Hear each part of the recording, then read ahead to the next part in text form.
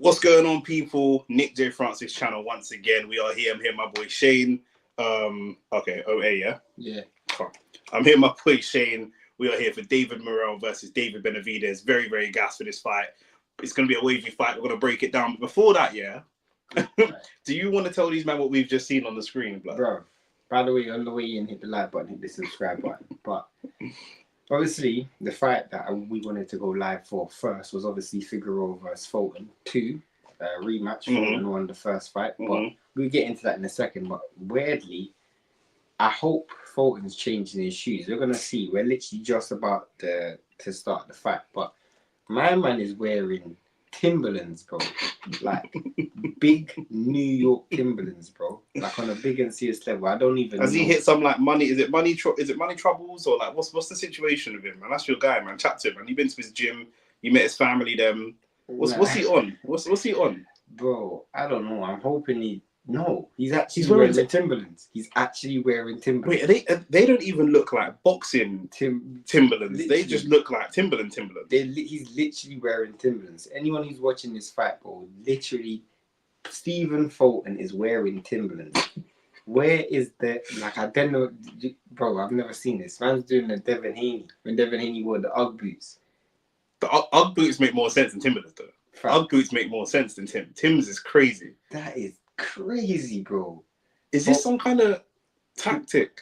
Figueroa's come out dominating the front foot already. It's crazy because never do you see man's wearing jeans. Nah, this is too Philly. He's from Philly, innit? Yeah. This is too Philly. Trust me. He's gone too Philly. Where is this fight? Where's it happening? At Vegas. Oh my! I can't believe what I'm seeing, man. Man's wearing Timberlands and Stephen Fulton, thank you for being here in these hours. Let us know where you're from. We've got people from the US. We're in London. Who said that? Well, no one said anything. I said Stephen Fulton, let us know where you're from. No, I said Stephen Fulton's wearing, and I saw a couple of people were watching, so I said, let us know where you're from. Now they're gone. Now they ran away. I'm distracted. Stephen Fulton is wearing what looks like denim boxer shorts, and he's on a Magic Mike thing. Trust me. No, what's he doing? To be fair, I don't understand. Like, I'm Brandon Figueroa since moving to 26 and has had his success at moving up weight class since losing to Fulton, which was a close fight the first time. He's now become the favourite, which Fulton won the first fight. But because obviously they lost to Inoue and he hasn't looked that great since then. You know, he's. So I was going to say he hasn't really recovered, really, in the way that we would have hoped to see him recover. That loss seems to have, really damaged his stock and damaged him mentally because he hasn't been the same guy. No, he hasn't. Obviously, this is a big fight for him to showcase his abilities. But if we're keeping it real, it's still a lot. You know what I'm saying? Like, it's still a lot to overcome. I think mentally, obviously, to now become a 2-weight world champion, if he does, a good job from Figueroa. Trust me. And the thing is, this division is actually a really good division. Yeah. Because you think about Espinoza, you think about you also think about Nick Bull, who's still at the weight class. Yeah. If Inoue does move up, obviously I don't imagine Fulton fighting him, but you don't think he won it again? Yeah, he might win it again, but the people don't win it again. But you're gonna have to. True, but the thing that's that Fulton is still a name. He's Figueroa in a way could be a good fight, but Fulton is still a respected name at this weight class. And the thing that people talk about and say about Inoue is he doesn't have names.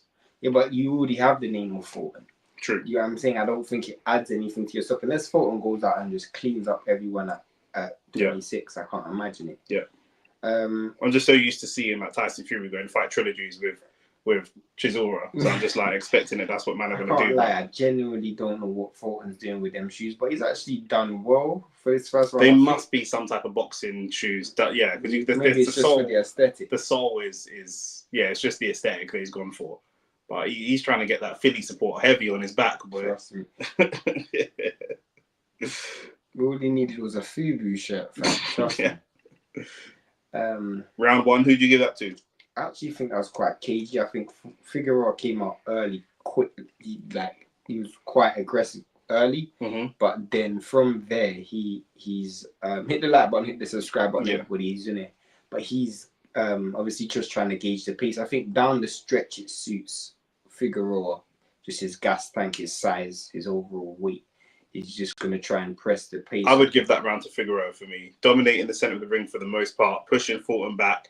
Fulton started to have a little bit of success, but it's not enough to outweigh the success that Figueroa had. For me, that's a Figueroa round. Fulton, there wasn't a lot of punches landed, so it's difficult to gauge, but 100%. But you know my rules. If punches aren't being landed, I'm still going to award rounds for aggression. Of course, 100%. And that's the right thing to do. That is the right thing to do. So I don't disagree with that.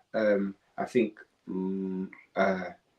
Fulton needs to try and get into a lead. Yeah. Because I think his style wasn't conducive to come wide for that, but come from behind. Yeah. You know what I'm saying? Yeah.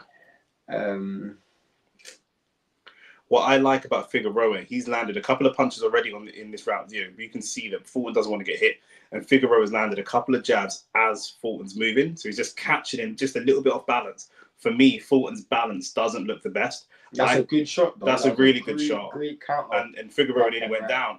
I was just about to say about Fulton, he looks like he could potentially go down with bad balance more than shot power. And that's almost exactly what happened to Figueroa as well, as I was saying that.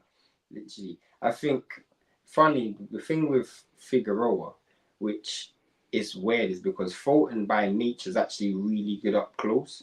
But Figueroa is messy up close. So stylistically, this fight there isn't really a safe space for either. Oh, that's a good right hand from Figueroa. And he's got another good one straight back from Fulton, to be fair. Fulton's actually fighting better once he's been caught. He has to kind of get hit to wake up. He's not setting the tempo. He's not setting the aggression. He's allowing Figueroa to set the aggression. But then he's responding really well to that aggression. I didn't expect him to. Yeah. I didn't expect him to be the aggressor. I expected him to walk him onto shots because he does have the crisper punches. Figueroa is going to be more messy. But what I didn't expect, obviously, with these Timberlands, I didn't expect him to not have more bounce in his feet. Yeah. Like be in and out a bit better. It doesn't seem like he's completely flat-footed. Yeah. Like he's lit, which obviously that goes back to your balance argument. But when you have the bounce to go in and out, it's a completely different story. So it's interesting. I want to know if Timberland has made boxing shoes for them, because they do not just look like Timberlands, but they're not really operating like boxing. They're boxing shoes. They're quite loose around the ankle. Yeah. He looks like he's wearing some socks that are kind of fluffing up from Figueroa. Yeah. I'm really interested in that. Like the video as well. Subscribe to the channel. Thank you for being here. We're based in London. It's 3:20 in the morning just to be with you, man. Do you know what I'm saying? Pause. So you know what I mean. The best. All we asked was a little like on the video. It's free. Do you know what I'm saying? Completely. It's completely free. Stephen Fulton is not free. He's backed up against the ropes, blood. Do you know what I'm saying? Man, like Django. Who's your favourite coming into this fight? I thought Figueroa was favourite because it goes back to your point of I don't think Fulton's fully acclimatized to. Obviously, the loss after that was a really good counter punch. The loss to Inoue, but I always knew it was going to be a tough fight for both guys. Figueroa is a guy who's going to make a fight tough because he just likes to press forward and walk onto shots. I think that's probably Fulton's best chance. Things like that, walking Figueroa into punches. You always give him an opportunity. Yeah. But it also means that at times you might get outworked. Here we go. They're doing that. You got the trainer, Bozy Ennis. We know about him already, and they're doing that Philly thing that they do sometimes of standing up between the rounds. I mean, I don't think it's just a Philly thing. I think quite a few fighters do that. And I remember Derek Chisora said he used to do that because he didn't know if he could get back up out of the seat. Stephen Fulton's a very different physical prospect to Derek Chisora, though, to be fair. 100. It seems early in the fight to be standing up between rounds. It seems early. Again, because he's pushing the pace. This is the issue. Figueroa isn't going to slow down. This is the pace that he's going to start and he's going to keep going. And these Mexican fighters, they have that in them. It's just what they do. By the way, if you see Brandon Figueroa's sister, damn, oh my days. Google that. Bro, she's different. She's pretty my type. Your boy, you have to be on a rainbow thing for her not to be your type. For real. Bro, she is different. Yeah, she's nice still. Yeah, I remember seeing her in that one there. Yeah, she's nice still. Yeah, all of that. Man's got to get out there, blood, and meet these things, bro. You be jet setting all over the world, meeting these women. I'm just here at home. Bro, these times you went, I swear you went Dubai last month. Don't watch what I do. Don't watch my passport. Like, you know what I'm saying? It's a good right hand. Figueroa rode that really well. Pause. The thing is, Fulton's gonna land most of his shots he lands. He throws. He's just not gonna throw a lot. He's gonna land most of the shots because Figueroa. Brilliant. There we go. Counter left. Another left one. Yep. Figueroa has done a great job of switching southpaw and orthodox, which I think has caused Fulton timing problems. Look, he's now in southpaw.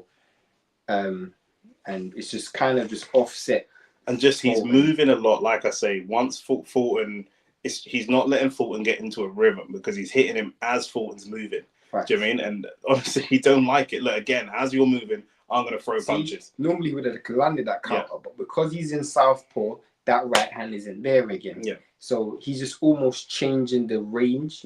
Of where, but Fulton just needs to make the adjustment. For me, the shot for Fulton is the check left on the way in, because you can cut. Lackey almost dropped him from balance, but that check left will always be there because it's going to come from the outside of your vision. So that shot would always be the shot that I'm looking to load.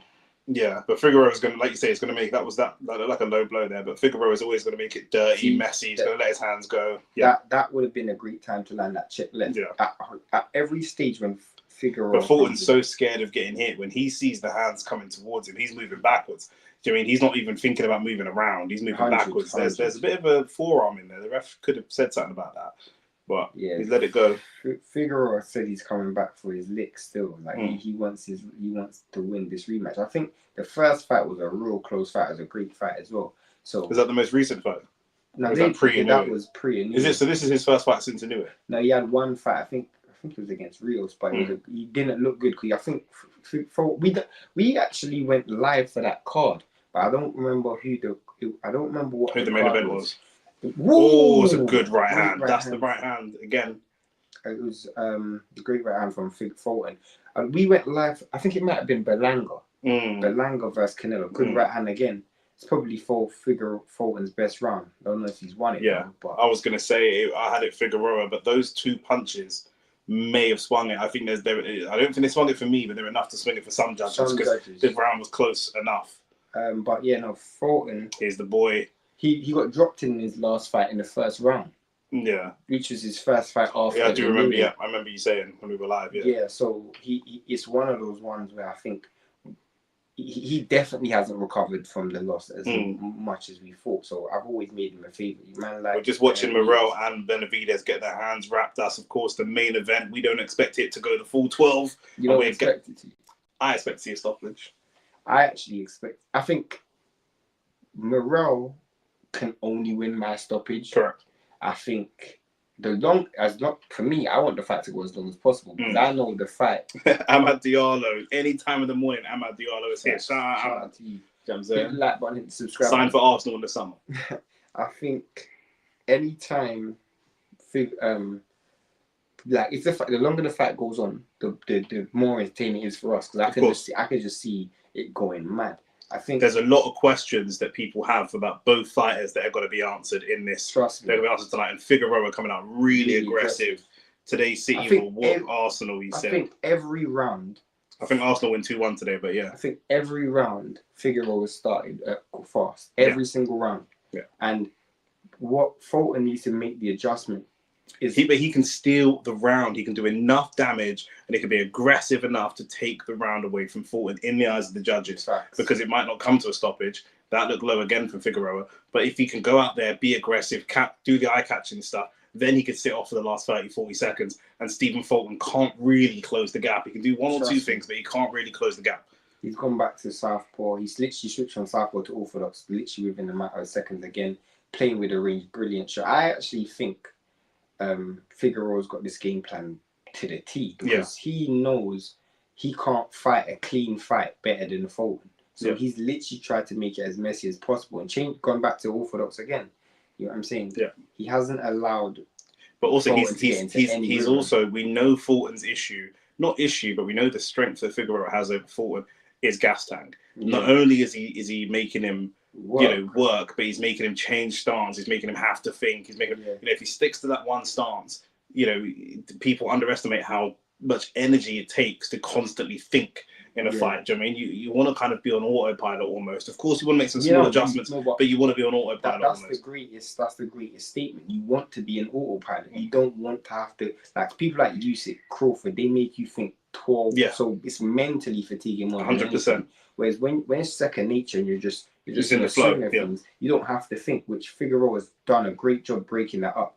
I think this round's been a good close round. I think Figueroa's tried almost messied himself out. Yeah, I agree. We know that it's going to be messy when they're up close, but Figueroa is determined to fight him close this round. He's not kept the same type of range. He's not boxed at range in the same way that he has in previous rounds.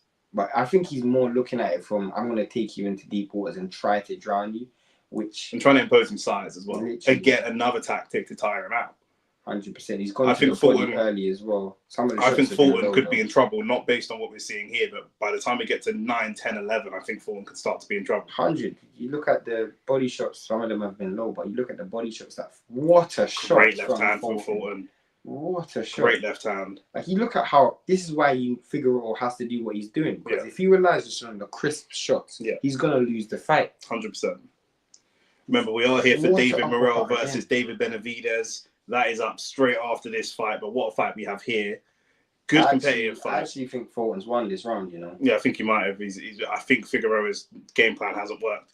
He's not executed the game plan right, in my opinion. In that round. But then it's one of those ones where you could lose the round but win it down the stretch because Fulton actually... I think that's what he's going to do. I think that's what he's going to do. I think he's going to sap a ton of energy. He's going to lean on him. He's going to make it messy. He's going to do all the things that Fulton doesn't want to do. He's going to keep changing the stance that he's standing in. And it's going to be really, really messy for him. And come round 9, 10, 11, Fulton is going to be absolutely knackered. And, he should stay on his feet the whole time.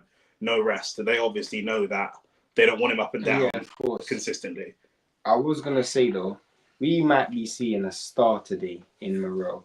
Like, if Morell pulls it off, like, we could be looking at the future of boxing, bro.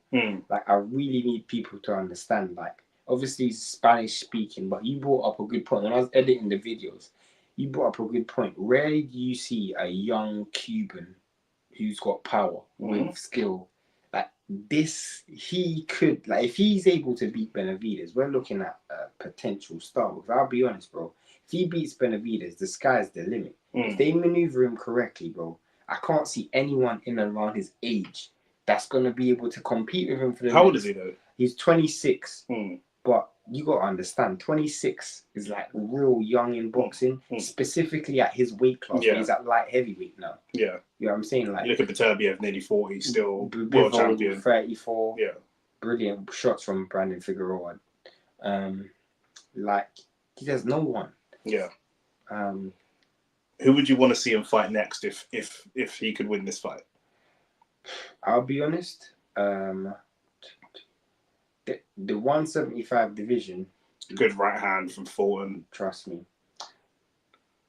Fulton's got fast hands, but not in combinations, though. He's just got fast ones. One snappy shots, yeah. But it's very snappy. Oh, Fulton's actually outlanded Figueroa, which makes sense to us because obviously there's short, crispy punches. I actually have it 3-1 Figueroa, but I can imagine, obviously, his peak. What an uppercut. What an absolute good uppercut. See, the eye-catching punches has all been Fulton. Yeah. But the pressure, I just don't think he's going to be able to maintain this pace. Yeah. Like, I agree. I agree. You asked who would I want to see Morell fight if he... Our star boy is leaving for Aston Villa. Your star boy is nearly 30. He's not a boy anymore, bro. Who's that? Marcus Rashford. Ain't no star boy, bro. That guy's not a star, fam. Like Rash Bomlahor and that, man. That guy's a stone, fam. Yeah, he's a star, bro. That guy's in the dirt, bro. I actually feel like Fulton's landed some good shots in this as well because he's caught a lot of punches and countered a lot of shots. Good body shot again. Good counter there again. But Brandon Figueroa was almost making a mistake of being in range. Yes. But then letting Fulton get set. He's changed this. He had a formula that was working, and he seems to have changed the winning formula. Trust me. Now Fulton's getting a lot of body shots in because they're so close. Brilliant shot, 2-piece. He's so close, but also he's still. So where he was letting 3, 4, 5 shots going, he's now only letting the 1s and 2s go. That's that good Philly defense where Figueroa tried to get the body shot in, but he just couldn't. That shell was just covering his body really well. When I went Philly, they had kids like 7. What a shot. They had kids. Figueroa is starting to lose this fight now. He's starting to fight Fulton's fight. When he was winning the fight, he was making Fulton fight his fight. Now he's changed it. He's changed the strategy. But like we were talking about that Philly style, they got kids 6, 7 years old with their feet in a tile. You can't leave that circle. And they're in the pocket just catching. Like, that's what I'm talking about, the levels of learning from such an early age. 100%. This is a good entertaining fight. Entertaining fight. I mean, what in my score? It's got to be 3-2. It's got to be 3-2. But I mean, some people may say 3-2 one way or the other, but I've got it 3-2. I think the last 2 rounds have been Fulton's best rounds as well. I wish I could hear what Boldy said. It's such a great tournament. Like, people obviously haven't been impressed with Boots' last performance, but his last performance was bad due to defiance. His dad was telling him the right instructions. He just didn't listen. You know, like father and son combinations that don't work. Bolsy's actually an elite coach. Remove Boots from the equation. He's a top coach with other fighters. Boots just happens to be his son. You know, Andy Cruz fought last week. I don't want to make excuses for Boots as well, but Boots needs less distractions. The promotional stuff, the fights and the big names and fights falling apart. It's all distractions. Facts. The fact that he's always fighting in Philly. That's also a distraction. Like, you kind of want to get out on the road, bro. Like, kind of like what AJ did, where you just kind of get away from. Can you imagine being from Philly, the biggest fighter in Philly, and fighting in Philly? It's a big uppercut from Figueroa. That looked like it hurt Fulton a little bit. It's a big uppercut. Snapped his head right back. Another right hand. That right hand from Figueroa again. He's roughed it. He's trying to wrestle and rough his way through this round. Bro, what Fulton's doing is he's in the pocket, but he's still boxing. He's not really getting roped in to the rough and tumble. He's just boxing. So if you're gonna give me opportunities, if you want to lean on me, I'm gonna punch you. See, they've given every Fulton round shut up. That's insane. That's insane. The first 2 rounds, definitely not. Definitely not. I mean, the last 2. The thing is, if Figueroa loses this fight, it's partially his fault. Do you know what I'm saying? Yeah. Because what a body shot. See, stuff like that. Some judges don't score that. Yeah. You know what I'm saying? Well, these shots here. Yeah, some judges don't score that because it's just not clean. And then you get caught with, that's a good shot though. And then you get caught with a clean counter. They're just going to give the exchange to you. I actually think Figueroa's also looking a bit sloppy and tired as well. Like, by the way, you guys have to understand the level of commentary that you're getting right now, bro. Like, it's levels. It's levels, bro. The Zone, Amazon Prime. If you don't want to hit us with a deal, bro, we're literally levels right now. Good body shots again from Fulton. I mean, some people are gonna say, is it the body shots that have slowed down Figueroa? Do you think? It's the body shots, but I also feel his style. I feel like he didn't. He's also surprised by Fulton's ability to defend himself up close. You know what I'm saying? What a shot! Good left hand. He's just Fulton's getting out of these. Just another great right hand as well. He's getting the best out of this wrestling. I think it's almost like what Usyk would do to Fury, where Fury's trying to use his body. But Usyk's going to punch you. He's not going to wrestle with you. He's just going to land punches. Literally, and if you look, I think the biggest issue is Fulton defends himself better here. You see what I'm saying? He can slip, catch punches. Figueroa's using his face to catch shots right now. Good right hand for Figueroa, to be fair. But this is Fulton starting to just pull away in this fight. And Figueroa is the champion. That's the worst thing. So, I mean, I don't have it as shutout. I think the shutout is outrageous. But the momentum's definitely there. Fulton. The thing is with this style of fight, you don't really feel like Figueroa can do anything else. Extra. You ain't seen him doing no Sugar Ray Leonard. No. Bouncing around the ring. And he doesn't have single punch power. He wore the Timberlands so that he could stand in the pocket. That's what it is. He's standing in the cement, bro. Maybe that's what I say. Maybe he's using that as like solid 100%. 100%. He's got weights and issues keeping him down. Trust me, bro. man's got a pyramid zero gravity right now. More weight down than us. Blood from the nose and I think possibly the mouth as well from Figueroa. It's Omar Figueroa Senior, his dad. His dad and his brother's Omar Figueroa, he also used to fight as well. Omar Figueroa, most famously, was known for his failed fights with Adrian Broner. Like, he had so many times where he was scheduled to fight Adrian Broner, and it didn't happen. Shakur Stevenson rates Adrian Broner as the best talker in boxing. It's between him or Derek Chisora. Talker? In terms of entertainment, bro. This guy's... I don't think Derek says anything that entertaining. Apart from the laxative thing, I don't think he's entertaining. When he said you're just effing me with no Vaseline. That's one of the funniest things ever. I don't know, I'm lying. He's not the best talker. I think he's just the best. Like, he's probably the most off the cuff. Yeah. Like, he's just a... You know what I'm saying? It's cringe, though, a little bit, but it's funny sometimes, cringe. Yeah, sometimes. 100%. Don't forget to like the video, guys. Thank you. We appreciate you being here. London based, like I said. 20 to 4 in the morning, but we're here. We're here making this happen, making the stream happen. But these are the fights that, you know, for February, bro, is stacked. February is stacked. We're going to be going live pretty much every weekend. We've got loads of big fights coming out. Chisora's next week. The week after that is Keyshawn. I can tell you. We have Chisora, Catterall versus Barboza, Benavidez versus Beterbiev, Keyshawn Davis is going to be in there at some point. We've got a lot of boxing coming up all from February, so... Figueroa is just so weird to me. Like, why he's trying to make this happen up close. I don't think he has another option. But why is he not? He was countering well from distance. No, but you see what the difference is now is he's now throwing to get in, and when he's in, he's letting Fulton get his shots off. Whereas before, again. He was throwing, and once he got in, he threw, and he didn't let Fulton get set. Now he's allowing Fulton to get set. This is one of the things that people don't understand when it comes to a street fight and in boxing. You've got longer levers. He's got a far longer reach than Fulton. You don't want to be too close. Nose to nose, Fulton is going to land more than you. Because your punches have a longer distance to travel. Because you have further back to try and cock that punch. Exactly. You know what I mean? And he defends himself so much better than you in the pocket. Yeah. I just genuinely... Very, very difficult to hit Stephen Fulton clean in the pocket right now. You were hitting him more clean at a distance.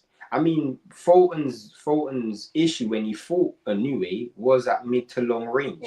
When he was trying to slip, but he just caught. But Inoue's hands are way faster than Figueroa's. So even if Inoue throws to move in, what Figueroa throws once, Inoue's going to throw 2 or 3 times. Yeah, that's very true. And his punches hurt a lot more. That's very true. But the issue with Figueroa is, and I just genuinely feel like this is a big issue with Figueroa, is when he started the fight, he was throwing at every range. Now he's only throwing at close range. Agreed. Which it almost works in Fulton's favor. What worked for Figueroa in the first place was diversity, not just diversity in terms of range, diversity in terms of punch selection, diversity in terms of stance. Now everything is very one-dimensional. And he's also starting a lot of his shots. Now he's in southpaw, he's starting a lot of his shots with the right hand. Whereas I just feel like because Fulton for this entire fight has pretty much kept his right hand high, and he's literally relied on catch counter. Yeah. Catch counter. So whatever shot you're throwing, I'm going to catch and counter with the next shot. Yeah, 100%. And I just feel like with shots like that, you got to throw shots straight at every range. You can't just throw shots around because he's going to catch and counter you with a shorter shot. His straight right hands were the punches that were landing in the early part of the fight. Andy Cruz, obviously, famously, Andy Cruz is also trained by Bozianis, former Olympic gold medalist, beat Keyshawn Davis in the Olympics final. And he's there backstage with Morell. Cuba, supporting the Cuban men. They've got to be dancing to Michael Jackson, surely, based on them dance moves. Look at the shorts. Like, I bet someone said to him, "We doing them Michael Jackson shorts you got on there." I think it might be, what's it called? I mean, Morell looks calm for the biggest fight. You know when people are just made for this, bro. You know what I'm saying? Like people are like, oh, he's just gonna get overwhelmed. I'm like, bro, I don't think you don't understand. He's wanted this fight, bro. The thing is with people like David Morrell, once you're Cuban and you kind of come from that class, nothing's really going to phase you. Facts. Do you know what I mean? You know, you're more likely to see AJ get phased. He's get stage fright. He started boxing late. He arguably isn't really talented enough to be fighting. And he was put on a pedestal. And he was put on a pedestal. Do you know what I'm saying? Stage. That's not the case for David Morell came in as the underdog. You know what I'm saying? He came in as the and he can recover. Even if he loses, he can recover. It's a no-lose situation for him. The biggest loss situation would be for David Benavidez. Facts. We're obviously going to get into it more, but funny enough, it was in this arena where I first met David Morrell when I saw him with his gal. In this specific arena, yeah. There you go. He's still smiling about his gal. His gal was nice. Look how Shane's smiling about David Morrell's gal. Man can't watch next man's gal, bro. Yeah, we already did, blood. I tried to tell her, hola, ¿cómo estás? You try all that, bro. Bro, you speak Spanish? You me? Yeah. Bro, I barely speak English. Oh, brother. As soon as I touch down in Dominican Republic and see the gal, what? Spanish just came natural. And it's funny for you because you might actually pass for... They all said to every single gal I see, they look to me, you Dominican? So, you have to lie. See, mama. Oh, good shot. Imagine if you tell them that you're Jamaican as well. Oh my days. Yeah, they love it, man. They're gonna love it. What a shot, bro! This is where Fulton's just looking. Can you roll your R's? I'm gonna have to practice pause on that question, but yeah, I'm gonna try. I'm gonna practice. I'm gonna practice for sure. Bro, Figueroa. The only thing Jamaicans are rolling is spliffs. That's what I thought he said at first when I read it, blood. You know what I'm saying, I thought, can you roll spliffs, blood? So with my eyes closed behind my back. I didn't even smoke. The baddest thing is, this round, I actually think Fulton is literally taking the round off. And I still think he's still winning it. He's still winning it, yeah. Yeah, the plan's backfired. The plan has just backfired massively. But like you say about Figueroa, I actually think Figueroa really struggled to keep that pace himself. Yeah, in the last 2 or 3 rounds, he's thrown nothing with any power or meaning to it. Great left hand as well. He's allowed Fulton to pick his punches. He's throwing punches so wide. Fulton's got time to come out of his shell, counter the left, and go back into his shell before the punches land. He's got so much time. It's like this. Bam. He's fighting in slow motion. He's making Stephen Fulton look like Neo. Trust me, bro. I can't lie. Fulton's always been good in the pocket. That's why Inouye actually never fought him like this. Yeah. Like, if Inouye did, Fulton would have had a much better chance. But Figueroa does not have concussive knockout power like that, whereas Inouye does. So even if they fought in the pocket, Figueroa's landed a few clean punches on Fulton. Those punches from Inouye would have meant a hell of a lot more. Of course. I'll keep it so real. Fulton's feeling confident. Like, just seeing his body language, he's much more confident. You ain't beating a Philly fighter like this, bro. Like, you're just not going to... That's how they fight. They're born to fight like this. Yeah. You ain't going to beat a Philly fighter because your hands will have to be faster than theirs. As you mentioned, he can return and catch before you even land one. Yeah. I mean, we were just seeing the slow motion highlights from round 8. And look, he's just in and out of the work. Bang. Really small leverage. That's not even a power punch, that one, but it just landed so clean. And you can get back in the shell. Get straight back in the shell again. In the pocket, he defends. Look, you can see the confidence that he's looking up at the screens and all this kind of stuff now. In the pocket, he can defend himself so much better. And in the ring, he can feel the sting in the shots going down. Whereas as I said, the first minute of every round, Figueroa was running to the center of the ring. Yeah. He's not even doing that. You talk a lot about exchange rate, exchanging. The energy exchange is there. You're throwing a hell of a lot of energy at me, and I'm throwing minimal energy back at you to counter punch, and you're still losing. See, he initiated a clinch there, Figueroa, instead of throwing punches, that's better from Figueroa to sit at a little bit of distance, and that's better. Yeah, but he's got to take a step back now. Now you're close. He's take a step back and reset, and he's not doing that. He didn't because he's almost fighting with his ego now. Do you know what I mean? He's trying to push him back. Oh, his punches landed. I was like, what the hell am I looking at with those numbers? Literally, that was a brilliant shot again. Brilliant. I think they've been... Oh, my gosh. Yeah, it's a good combination. I think they've been a little bit unfair to Figueroa. They've been a little bit uncharitable with some of the things they're counting as landed punches, in my opinion. Once again, he just coils out of the defense. Really beautiful rhythm. That was a good point that you made from a couple of rounds ago where he says he can catch full shots and go back into his shell. Yeah. And I feel like that's where he's beaten Figueroa today. 100%. Literally, that's where he's beaten Figueroa 100%. on that specific point that you mentioned. Go back in your shell. 100%. You know what I'm saying? Like, he defended himself. He's just hit him 2 or 3, 4 times. And then going back in straight back in again. Some of those punches are low, but, Figueroa just can't find a way to get clean shots off, and Fulton's picked his. Look at the distance between Fulton's head and his fists. They're very, very close together. When Figueroa leans in, look at the distance between Figueroa's head and his fists. So long space. So you can get in there nice and easy. And look at the angles that Fulton's using in the pocket. Yeah. You can't counter that. No. So if I'm here and I'm throwing a shot there, you can't counter that. I'm only 5'8". When I was fighting maybe 168. Most of the fighters I fight are taller than me, and there's so much space for me to get under their punches. Look at that. Great. Look at that. Yeah, it's beautiful. Do you know what I'm saying? Like This is the difference, though. Yeah, against Inoue, he didn't have the faster hands, but here he's got the faster hands. You know, one of the greatest things that I would say, like in this fight, is Fulton in the pocket is throwing punches at an angle. Figueroa's been square the whole fight. Yeah. He's been square the whole fight, which means it's so easy for you to get pillow, bro. This is fucking uncomfortable as shit, woman. Yeah. Why not? Fuck it. Shit's uncomfortable. Some A1 analysis right now. Nick is really doing a great thing showing me how great it is.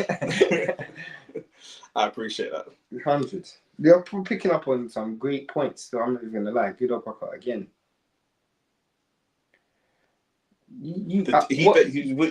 He's fighting from here. Fulton's fighting from this position. He's fighting from here. Figueroa is not. What Figueroa is doing is he has to break his position, almost look up to see where Fulton is. It's and not then as and then try to. It's quite mechanical. It's very, very mechanical. Do you mean? Whereas Fulton is just fighting from this position. He's literally staying right there. Bang, bang, bang, back. And he's back in the position again. You know. Figueroa's game. The craziest thing is they can fight 10 times. Yeah. And it might all look the same. Yeah. Because if that's gonna be your style, it's always gonna suit the guy who's less mechanical. Yeah. The guy who's who the shots and the catching is all within the same flow. Yeah.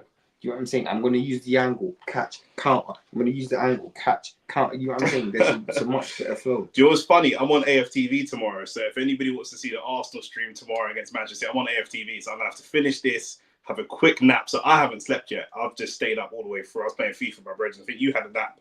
Yeah. Because he's going straight out after this. But I'm going to nap after this. And then I've got to get to the studio for AFTV at about 3, something like that. So, yeah. It's a peak. Fully grind today. It's a grind time. Much gonna be... That deserves a like on the video, man. I'm not going to lie to you.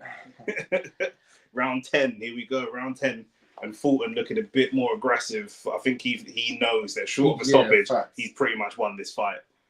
I still don't have it as a full shutout, but you know, the prime PBC card had it when we last saw it as a bit of a shutout. I wouldn't have it that way. But since then, I ain't giving it around. Since then, yeah, it's been a shutout last 5-6 rounds. But now Fulton again is now he's changed his game plan. He's getting arrogant. He's trying to impose himself and open up a little bit, which he doesn't really need to do.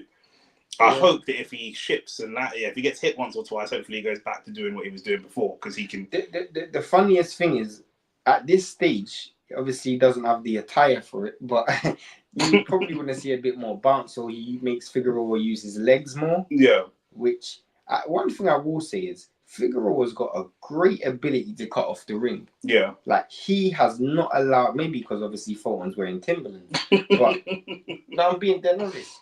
But Fulton actually hasn't had any movement around Fulton's the ring. Just come from a shift on the... Brilliant three-piece. Yeah, it's mad. Brilliant. Man's literally... Different levels as well. That's body and head in there. Bro, man's hitting him with a three-piece like Kentucky, fam. It's mad. And again, another counter left hand. Yeah, well, this is pure arrogance. He doesn't even need to do this, but this is how he wants to fight. You know, he wants to enjoy it. He's dressed for hard work, but he wants to enjoy his work at the same time. With a hard hat. Yeah, two pieces. Literally left, wide left hand, straight right hook, straight right hand. Sorry, a good shot from Brandon Figueroa. But do you see how far he has to wow that shot up? But that shot came from Memphis all the way over to Vegas, bro. Man like Popeye, bro. Trust me. It's another good shot. Why do we think Figueroa, did he just run out of steam? Why did he stop fighting at the distance? Did he just go too hard, too early? I feel like because he just threw that plan out of the way, and it seemed like, unless we think it was working more than it actually was. There's obviously an element of that, but I also felt like at what he realized is that at mid range, it's easier for Fulton to hit him with eye-catching shots, and maybe they would have had a more of effect. Because if you look, when he caught that time when you said he almost got dropped, if he stayed fighting at that range, he probably would have got dropped already. True. Whereas where he fought all the way in, you almost smothered the power. True, but he arguably could have dropped Fulton at that range as well, and we've seen Fulton. True, but sometimes the guy's thinking about how they can defend himself more than how they can attack. Yeah. You know what I'm saying? I think that right there might have been Brandon Figueroa's problem tonight. He's definitely coming. He's tried. He's definitely put in that effort. No, the effort is there, but I think that he might have had more success. He might have got Fulton out of there. We've seen Fulton against Inoue, which I think he's only had one fight since, was just not only stopped, but stopped in comprehensively. Man, like Leo Santa Cruz, easy. You know, like if you think about it, that if you're fighting AJ, I know it's not heavyweight boxing, but if you're going to fight AJ, you go in there to stop him. You don't even bother going in there to box him. You've seen this guy spinning on his head top. You know what I'm saying? So you might as well go in there and try and put it on him. And this is a good time for you to go in there and try and put it on him. He goes and wins this fight, and you guys fight down the line. You're not going to be able to put it on him again. This is your best opportunity to really put it on him. In fact, I just genuinely believe he was more thinking about how to defend himself. Yeah, like, I think that's a mistake. This is just for a belt as well now. Yeah, Figueroa's WBC champion. Yeah, I think if you're a champion, you got to go in there and put it on someone. He tried. He was having success with it. He's still pressing the action, but I just feel like but he should have fought from distance, like he should have. You know what I mean? I think what he's doing there makes round 11 now. That makes much more sense. That fighting from distance, take a step back. I think a lot of it is about real estate, and he's so concerned about Fulton moving around the ring. He's trying to cut off the ring. I think that's his focus. And I don't think that should be his focus. I also feel like Fulton made a good adjustment as well. He did. I think the biggest issue is he stayed in southpaw the whole entire fight from round 3. Whereas before Figueroa was switching from southpaw to orthodox, he stayed in southpaw, which allowed Fulton to understand what shots to throw, understand where he's throwing the shots from, and pretty much land. And I feel like because he's pretty much stood square and not changed the stance anymore, that's also worked in Fulton's benefit. That's a big thing. But I also feel like Fulton's made the adjustments as well. One of the biggest adjustments that he made were early ways, he was just going straight to the ropes. Now he's trusting his defense. He's trusting his high guard. Yeah. And I feel like that is also something that Fulton's probably caught Brandon Figueroa by surprise. I think this is much more comprehensive performance from Fulton. And if Fulton does go on to win this fight, you'd probably say that win over Inoue has over him is aged like wine. 100%. Because it's crazy. Because like a lot of people are looking at Figueroa as the real deal. Like obviously, you think about people like Nick Bull, and you think, what Nick Bull can do at 26, and if he can fight any of these guys, what Inoue can do at this weight class. But we'll see. You want to see Nick Bull against Figueroa? Apparently, Nick Bull's might fight Inoue. I don't know. That's what Turkey. I think Inoue stops Nick Bull. Probably does, because this guy just fights with his face. I think Inoue is 2 levels above Nick Bull, to be honest with you. Yeah, 100%. You might make the argument that he's free. Yeah. Nick Bull is a classic English fighter. Do you mean? He's game. He's aggressive. He's game. He's going to walk forwards no matter what. But that's how you get starched out. You get Ricky Hatton. Yeah. Man, we're looking like Pacquiao versus Ricky Hatton all over again. Yeah, Mayweather. Brilliant. It's a great left hand. You see, like, you brought up a point. In the Inoue fight, he didn't have quicker hands. No. And in this fight, he just clearly... Another great left hand. The last couple of rounds, Figueroa's probably thought he's fighting 2 men in there. Literally. He's got 1 man defending and 1 man for him. 100%. Man. End of round 11, by the way. We are 1 round away from David Benavidez. The bookies have lost a bag of money because Brandon Figueroa was a clear favourite. That's a much closer. Benavidez looking very, very intense, and he's looked more intense than Morell. You commented on how relaxed Morell looked. Facts. Morell still looking very relaxed. Trust me, bro. I just could be believe in your own hype. You know, I'm just trying to see both sides. Could be relaxed. Could be believe in your own hype. You've never hit a man and he's not gone down the floor. What happens when you don't? I have a strange feeling about today, bro. I just have a strange feeling. I know some people are going to be like, I don't know what I'm talking about. I have a strange feeling about today. We're going into round 12, and it looks like Fulton wins. Stephen Fulton is going to win this fight, most likely. That card we saw earlier was just the PBC card, right? That's not the actual card, but here we are in the championship round for the WBC. I mean, after round... What weight is it? Lightweight? Super bantamweight. Yeah. Or bantamweight. No, super bantamweight. Super bantamweight. Super bantamweight. No, featherweight is 26. 126. My bad. Because they used to fight at super bantam, but the first fight they had was at super bantam, and now it's at... Because this is the fun. Remember I was saying to you before... Figueroa trying to let his hands go. Remember I was saying to you before, Nui getting credit for... getting credit for the... for becoming undisputed at 122. The thing is, Fulton had picked up 3 of the belts already, so it's like he didn't. You didn't have to fight. It's not 4 fights. It's 4 belts, but not 4 fights. Yeah. What? They gave Figueroa the 10th. Yeah, that's awful. This Larry Hazard. I don't know, bro. They must have Torgan Hazard to do the scorecard. This is ridiculous. What I'm seeing. I don't think Figueroa's won round after round. I think the first. I think he's done that because he just doesn't want it to be a shutout. Literally, this is a good round from Figueroa, though. Good, aggressive, good combinations. This is a great round from Figueroa. Fulton just a little bit open.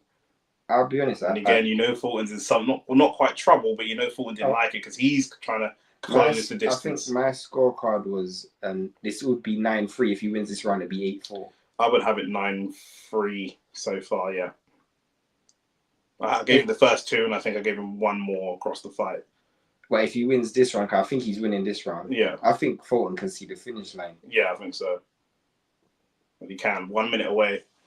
Credit to Bulls Yenis because he's like a lot of people looking at Fulton like food at 26, bro. And he's managed to rejuvenate this guy's career. I mean, Bulls, a top coach, bro. He is a top coach.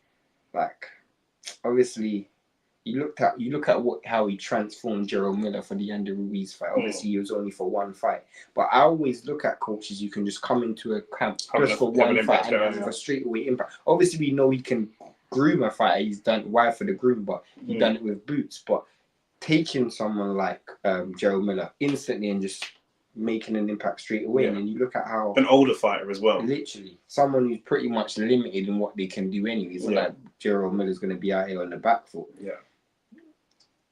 Speaking of the back foot, 20 seconds away. What a shot from Figueroa. 20 seconds away from we think Fulton probably winning this fight realistically. And I want to start turning our attention to Morell versus Benavidez. And I just think there's a lot of questions that need to be asked or got to be asked. And one of those questions we need to ask is, can David Benavidez box on the back foot himself? Can he box off the back foot? Well, I genuinely believe... And that's time, by the way. I genuinely believe Benavidez is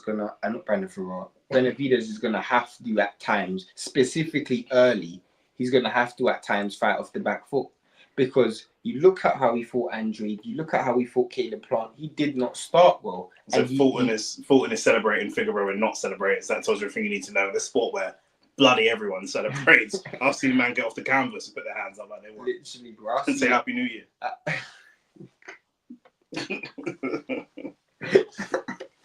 In May. In May. I'm trying to do the Chinese Happy New Year, bro. Literally, bro. Mara was working off some Mayan calendar, bro. But yeah, no, Benavidez.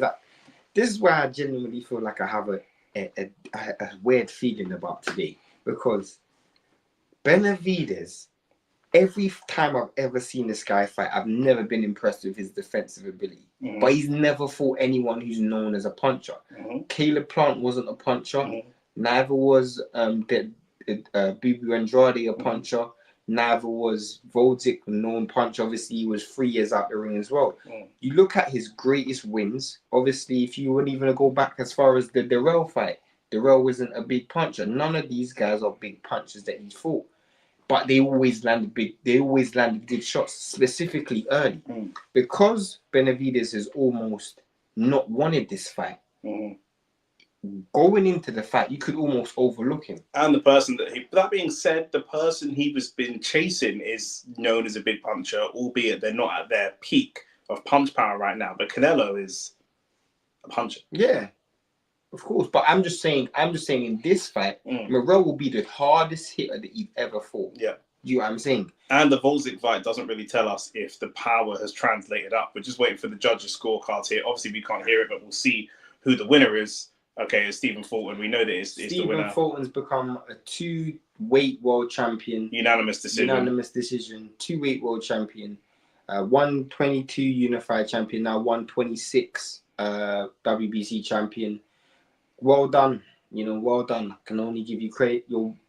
I've always been a fan of Stephen Fulton, and you've proven me even more right. So well done. I didn't know what you were doing with them Timberlands, but credit. As you said, Nick, he must be using them as a flipping... As a counterweight. Yeah, they weighed him down 100%. He's got the WBC belt. You know what I'm saying? This one right here, we got it too. You know what I'm saying? Literally. But yeah, there's going to be a lot of question marks, a lot of questions. Question number 1: can Benavidez fight off the back foot? No, that's question number 2. Question number 1: can you deal with that power? That's question number. Question number 2: can you fight off the back foot? Question number 3: does your power translate up from 168? Question number 4: how do you box when you are not necessarily the physically bigger person? That's a question because let's keep it real, bro. He's bigger than those guys. Caleb Plant, he was bigger than. Morell, he was bigger than. Andrade, he was bigger than. And when he fought those guys, it was the size that made a difference. Yeah. It was clearly the size that made a difference. He was getting pieced up by those guys, but it was the size that made a difference. But here's the counter question. Here's the question for Morell. Can you fight down the stretch? Because that's Benavidez's game plan. He's going to take you and take your shots and bring you to the back end of the fight. He knows... Obviously, you being a young fighter, you being a person who's pretty much knocked most people that you fought out. Can you carry that power into the latest, down the stretch? What rounds has he knocked people out in? He's only had 10 professional fights, well-schooled amateur, as we know. But of those 10 knockouts, has he knocked them all out? No, he went the distance in his last fight. Okay. But for the most, but again, in the back end of that fight, he didn't look good. He didn't look great in the back end. Stylistically, it was a completely different fight. This is the problem we have young, excited knockout artists. Do you know what I'm saying? 2 knockouts versus undefeated opponents. We have to have a look at who those opponents are and what their records are. But this is the problem when you have someone. We have the same situation right now with Moses Atoma. Do you know what I'm saying? What happens if you hit someone and they don't go? What happens if you get to round 8 and 9? Do you mean? Does your power carry late? Can you still find just everything, all that kind of stuff. From Misfit, what's from Misfit? Who's from Misfit? This is proper boxing we're talking about. We're talking about proper boxing. What undefeated opponents have you beaten? Yeah, none of the guys. I've never heard of some of these guys still. Obviously, the biggest win was his fight against Kalajic, which stylistically I think that was on the Riyadh season card in LA. Stylistically, that's going to be completely different to what he's going to face against Benavidez. Kalajic, which is famous. He's famous for obviously the fight he had with Beterbiev. I think he took Beterbiev 7 rounds before the ref stopped it. Obviously, it was a good preparation for Morell at 75, but the issue is it's nothing. Kalajic was fighting off the back foot, moving around the ring, and Morell didn't look that good against someone who's boxing. When we talk about who we want to see Morell fight, it's Morell one. Yeah. One person I definitely wouldn't want to see him fight is Bivol. Yeah. Stylistically, that would be the worst fight for him. But he's just going to lose. Yeah, but who I would want to see him fight if he was to win, I wouldn't even want to see him go against a Beterbiev or Bivol straight away. Do you know what I'm saying? I wouldn't mind to see him go in there against the winner of Callum Smith versus Boatsi, that would be a good Callum fight. Smith versus Morell, depending on how Callum Smith fights against Boatsi, I'd like to see that. That was the person I had in my mind. That would be a good fight. I'm trying to think of anyone else. Boatsi could be a good fight. Boatsi could be a good fight. I'm trying to think anyone out that's also on stateside, but to be honest with you, it's difficult because states ain't really got a lot of there's not a lot of Mexicans. This is the biggest issue at 75. You got the two best and you got everyone else, and in fact, bro, I'm lying. I'm lying with Nick. Mm-hmm. I am lying because if Morell wins, I want to see Morell fight Canelo. If Morell wins, I want to see Morell fight Canelo. It's never gonna happen. No. I would say Benavidez. There's no excuse for you not to fight Morell. There is no excuse for you not to fight Morell. None. Bro, there is no excuse for you not to fight Morell. He's done your dirty laundry. Man will put on, yeah. Canelo will put on his leather gloves. Yeah, he'll get his feather duster. He'll get his binoculars and his little magnifying glass, and he will find, like a detective, he'll find a reason not to fight Morell. Even if Benavidez goes out there and knocks Morell out in 30 seconds, he's not fighting Canelo next. No, but there isn't. He's said he's not fighting Benavidez. He's come up with 100 excuses, but with Morell... But all those excuses are also relevant to Morell. He said, what have you done? Who have you beat? You have no names. Morell's beat Benavidez. That's what I'm saying. But if he don't break Benavidez, he's going to say the same thing. Canelo don't break Benavidez. He's not fighting him. So he's going to use that same excuse. Who have you beat? He's done your dirty laundry, bro. Because this is what you're going to hear. Mm-hmm. The moment Benavidez loses, if he does lose, I do think he's going to win. But if he does lose, mm-hmm. Every Canelo fan will be like, what? See, I told you this guy wasn't good enough to fight Canelo. Mm-hmm. Look what Morell's done to him. And all of a sudden, everybody else is going to be like, yep, they're going to overlook Benavidez. If you're going to overlook Benavidez, fight the guy who beat Benavidez then. That's a person who I wouldn't mind seeing him fight. Here's a really good name if he does beat Benavidez today. Joe Smith Jr. That would be a good fight. Yep. I must say it's not going to happen, Shane. Bro, we were seeing it. Look at some of the names that we've got in here. Who have we got? We've got Albert Ramirez. We've got Anthony Yard. We've got... The Albert Ramirez fight would actually be a good fight. The issue with Albert Ramirez is you're in the same situation. If you win, you don't gain nothing. You know what I'm saying? We've got Willie Hutchinson. Man said Willie Hutchinson. I swear Willie Hutchinson just lost to flipping Boatsi. So that wouldn't be a good fight. We want to see either of these guys versus Volcic? Well, Volcic just lost to Benavidez. So I think Volcic is done. Beterbiev have retired that guy. I don't even know why he came out of retirement. Jean Pascal still ranked number 5. But I'll be honest. That's a fight that I wouldn't mind seeing. Jean Pascal versus David Morrell. Cuba versus Cuba. Why not? Give me that fight. As long as Jean Pascal's not on PEDs, because Jean Pascal's 42. Yeah, what? There's not going to be, as I said, the issue with... How's he still ranked number 5? The issue with David Morell is he's not... And in fact, the issue with 175 in general is you have Beterbiev and Bivol, who's clearly above everyone. Yeah. And then you have everyone else. Yeah. Do you know what I'm saying? That's literally the circumstance that we're in. Yeah. And if you don't... I think Benavidez is the gap between the two. But if Benavidez loses to Morell, then all of a sudden he's at the same level as a Yard. Yeah. He's at the same level as a flipping Boatsi and Callum Smith. He's back at that level. Do you know what I'm saying? The difference is, I think that he everyone's always going to be above Boatsi as far as I'm concerned, because Boatsi got offered world title fights and wouldn't take them. Do you know what I'm saying? Benavidez would take them. Of course, and Morell would take them. I mean, Benavidez is a top fight, and I do think he wins today. But I just think I have a bad feeling that he might not. I'm 60-40, but I have a feeling that he might not. I'm leaning towards Benavidez, but when I was saying early this week was at 40%, I'm probably 65, 55-45 now. Mm.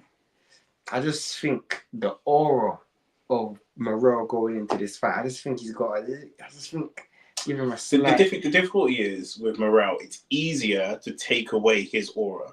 Your confidence is in knocking me out and knocking me down. And if I don't get, it's easier for me to take that away.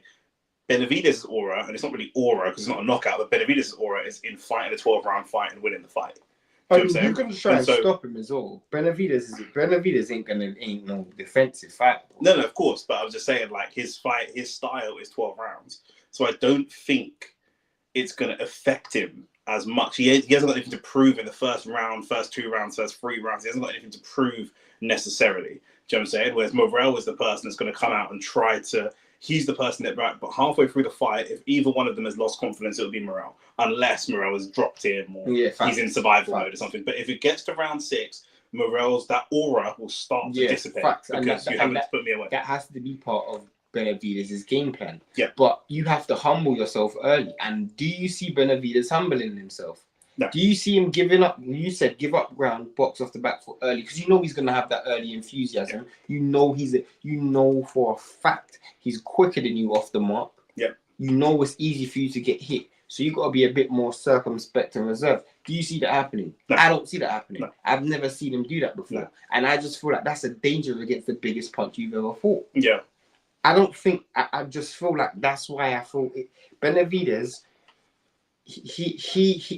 But this is training for Benavidez to go and fight a Canelo, a Bivol, a Beterbiev. Definitely, he's got to fight this differently. He's got to fight this differently. At some point, the style has to change. How he fights in round 1 isn't going to be how he fights in round 2 for him to win this fight. No. Whereas when he fought, he's actually 27. He actually just turned 27. Mm. But when he fought Andrade, when he fought Plant, when he fought Durrell, how he fought in round 1 is how he fought in round 12. Yeah. Obviously, he stopped Andrade, but my point is, he knows he's bigger than you, stronger than you. The shots you're going to land ain't going to make a difference. So I'm going to keep plowing forward. I just know you ain't going to be able to sustain it. With Morell, it's not about plowing forward. I might hit you with something and you change your whole life. Yeah. You know what I'm saying? Yeah. This could be a very similar situation to AJ and Dubois. You know what I'm saying? Where someone's coming out with aggression and confidence, and if you're not willing to humble yourself early, you're going to get caught early. Yeah. I think it's different, though. I think Dubois... Morell's not... if you don't look at him as a technician, but he has... I mean, he's way technical. He's a technical fighter as well. He can win fights on points. Dubois can't win a fight on points. He can't.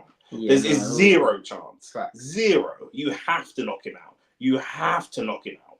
Done. Do you know what I'm saying? That's not the case. My man is dancing in the ring, bro. He looks very relaxed. So relaxed, bro. You would never think this is his but biggest remember, fight. he's escaped Cuba. True. Do you know what I'm saying? Like these moments are not. This is what I do. Yeah. I'm saying, like, this is what I live for. Man outswam the sharks and the crocodiles to get to America, blood. Trust me. Do you know what I'm saying? So he ain't got that fear. But like I say, that can be used against you. That can be used against you. Do you know what I mean? God forbid the first time you hit me with a clean punch, my jaw don't move. Now what? Now what are we gonna do? Now what are you gonna do? Facts. That's why I said it would be the worst person for him to fight would be a Bivol. Mm-hmm. Because Bivol's someone who's gonna put he's putting his ego, he's leaving his ego at the door. Yeah, no, I'm leaving my ego at the door. 100%. You gotta box me. Yeah. You know what I'm saying? You gotta box me. 100%. And where I think before you box me, you got to find me. Trust me. You got to find me first. Do you know what I like about this card as well? Shout out to PBC. We're just moving through this card. Facts. I can't hear the music, but the ring walks are nice and quick. You know, it's not too... I know we're watching like heavyweight championships or what, so the ring walks take ages and there's fire. This is pretty simple. This is like a good mid-level fight. Yeah. Large fight, but not not a Bivol Beterbiev. Not all the national anthems, not all that kind of stuff. Do you know what I'm saying? That's one good thing about Beterbiev and Bivol. Is that one national anthem. You can't listen to it. It's Russian, isn't it? Why not? They ban Russian national anthems, bro. Why? Because of the whole Russian ban, innit? The Ukraine thing. They ban Russian national anthems. I disagree with that. Shout out Russia, man. I found that was a bit peak, innit? Yeah, that's peak, bro. It's a country of like 250 million people, bro. We banned Russian national anthems because of the whole. Brother, Ukraine these times Germany was doing World War II and they let the Olympics go to Germany. The Berlin Olympics were during the war. Bro, Hitler was there. These times, forget that. These times, these man dropped 2 atomic bombs on Japan, and no one didn't stop listening to America's national anthem. You know what I'm saying? He man had the. We're looking for weapons. Can you show us the fight in a mirror? I'll try to open my window, man. You see the reflection of the fight in the window, man. I don't know, man. That's all I could. That's the best I can do, bro. It's got to do with the commentary, bro. That's what I'm saying. My man's still doing announcements, you know. Man like Jimmy Lennon Jr. Trust my days. It's showtime. I can't believe he's still alive. Bro, it's the same thing as Michael Buffer, bro. Nah, but Michael Buffer looks younger and fresher than Jimmy Lennon Jr. I swear down. He's got to be younger. Michael Buffer's got to be younger. No, I don't think so. You think so? I think they're roughly around the same age. Probably roughly. They're both old white men, but like still. 80. Wow, no, you're right. How old is Jimmy Lennon Jr.? I'd probably say roughly around the same age. 66. Bro, you look old for 66, boy. Yeah. Yo. Nah, big man soon. Yo, you look old for 66. 66. Yeah, look at Bruce Buffer versus Jimmy Lennon Jr. Yeah. Do you know what I mean? I don't know, he's my old white man. I see Jim Lampley doing an interview the other day. I was like, right, he looks old, bro. Jim Lampley was the HBO days, isn't it? Yeah. This is gonna be a fight, bro. Guys, we're here. We're nearly here. Share the stream with any of your brethren that's into boxing. Hit the like button. Subscribe to the channel. All through February, we've got enough big fights coming through. Enough big fights. Trust me. Final predictions. Go on, give me a prediction. I'm going. Go on, yeah, you text him, man. Here's phone. Go on, give me a prediction. Sorry. I don't see his number on my phone, so it won't make a difference.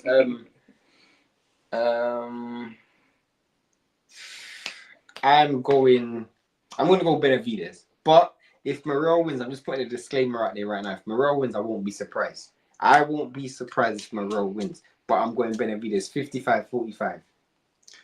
I am going David Morell round 7. Swear. Yeah. You're going for the upset, yeah? Round 7. I think he needs a little bit of time. He's under the lights. He needs a little bit of time to get used to it. He needs a little bit of time just to, you know, to see what he needs to understand. I think actually, when he gets hit by Benavidez the first time clean, we're gonna know what's up. Yeah, fact. Because then he's gonna say, I can walk straight through this. Because that's the question. You haven't really been hit. You haven't really been tested. Do you know what I'm saying? Are you Dubois? Are you David Price? Okay, Facts. You can throw a punch, but can you take a punch? Facts. Do you know what I mean? Here's a question. Are you keys to victory for Benavidez? Mm-hmm. What would you say is the number one key to victory for Benavidez? I think it's boxing smart and specifically early and controlled aggression. Being aggressive picking the right moments to be aggressive. What Figueroa did in the first 2 rounds, in our opinion, of the fight we saw against Fulton, he picked the right moments to be aggressive. Once he picked the wrong moments to be aggressive, he lost the fight. The fight was over. The fight got away from him so fast.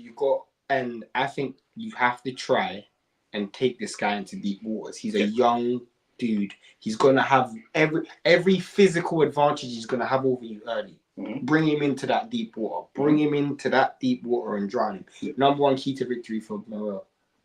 The number one key to victory for Morell is cutting off the ring. You think so? I think so. I don't think Benavidez is going to fight off the back foot. I think Benavidez is coming forward. You think so? Yeah, I think Benavidez is going to come forward. I think the number one key to victory for Morell, because I don't think he's going to Benavidez. I think his number one key to victory is that's a Shane Fence sitting. when Benavidez, especially early, you have to try and sit down on some shots early. Like what? Because he's gonna be there to hit. So hit him with something that gets his respect early. That's what I would be looking if I'm Morell. Round 1's about to start. I'm not fencing. I said Benavidez. Round 7. Round 7. 7's my lucky number. Round 7, David Morell. Come on, man. Do it for us Latin, man. Come on. The Caribbean. Latin Caribbean. Do it for our Caribbean, bro. Do it for the Caribbean, bro. Trust me.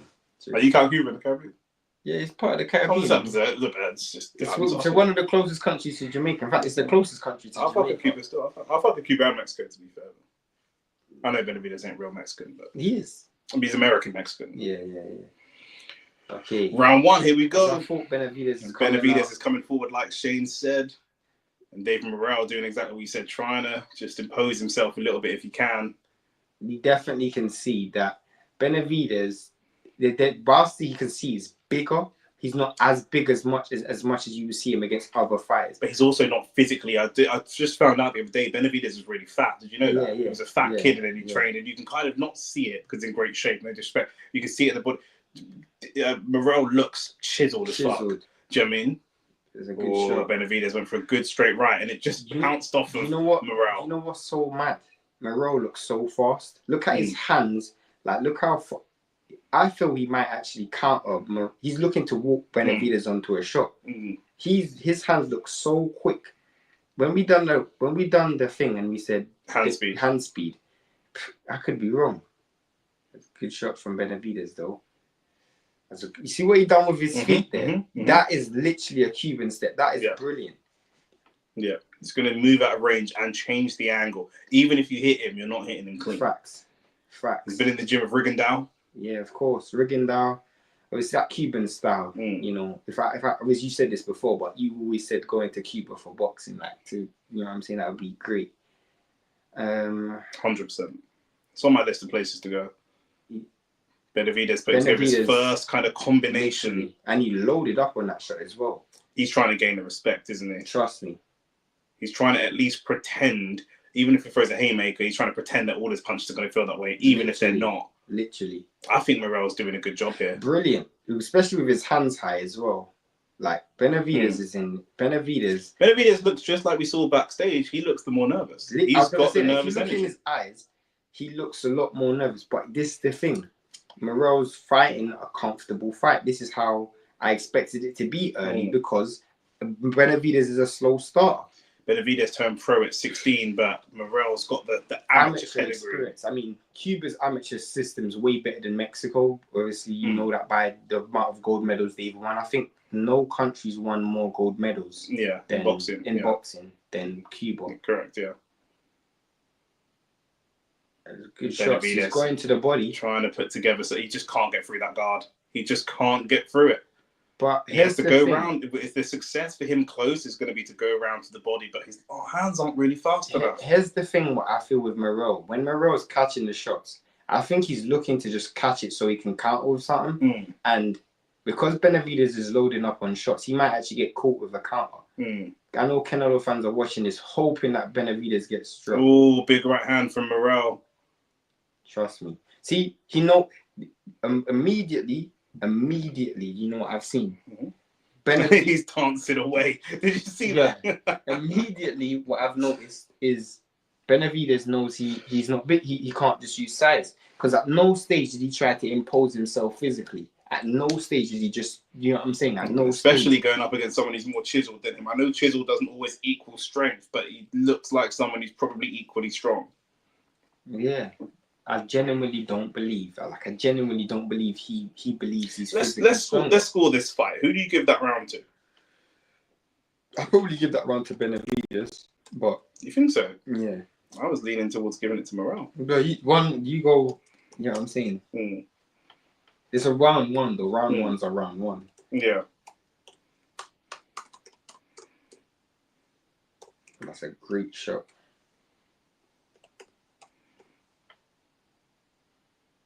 A lot of he's got that's one of the keys to victory for sure, is getting around that guard and catching him in the body. That for me is going to be one of the keys.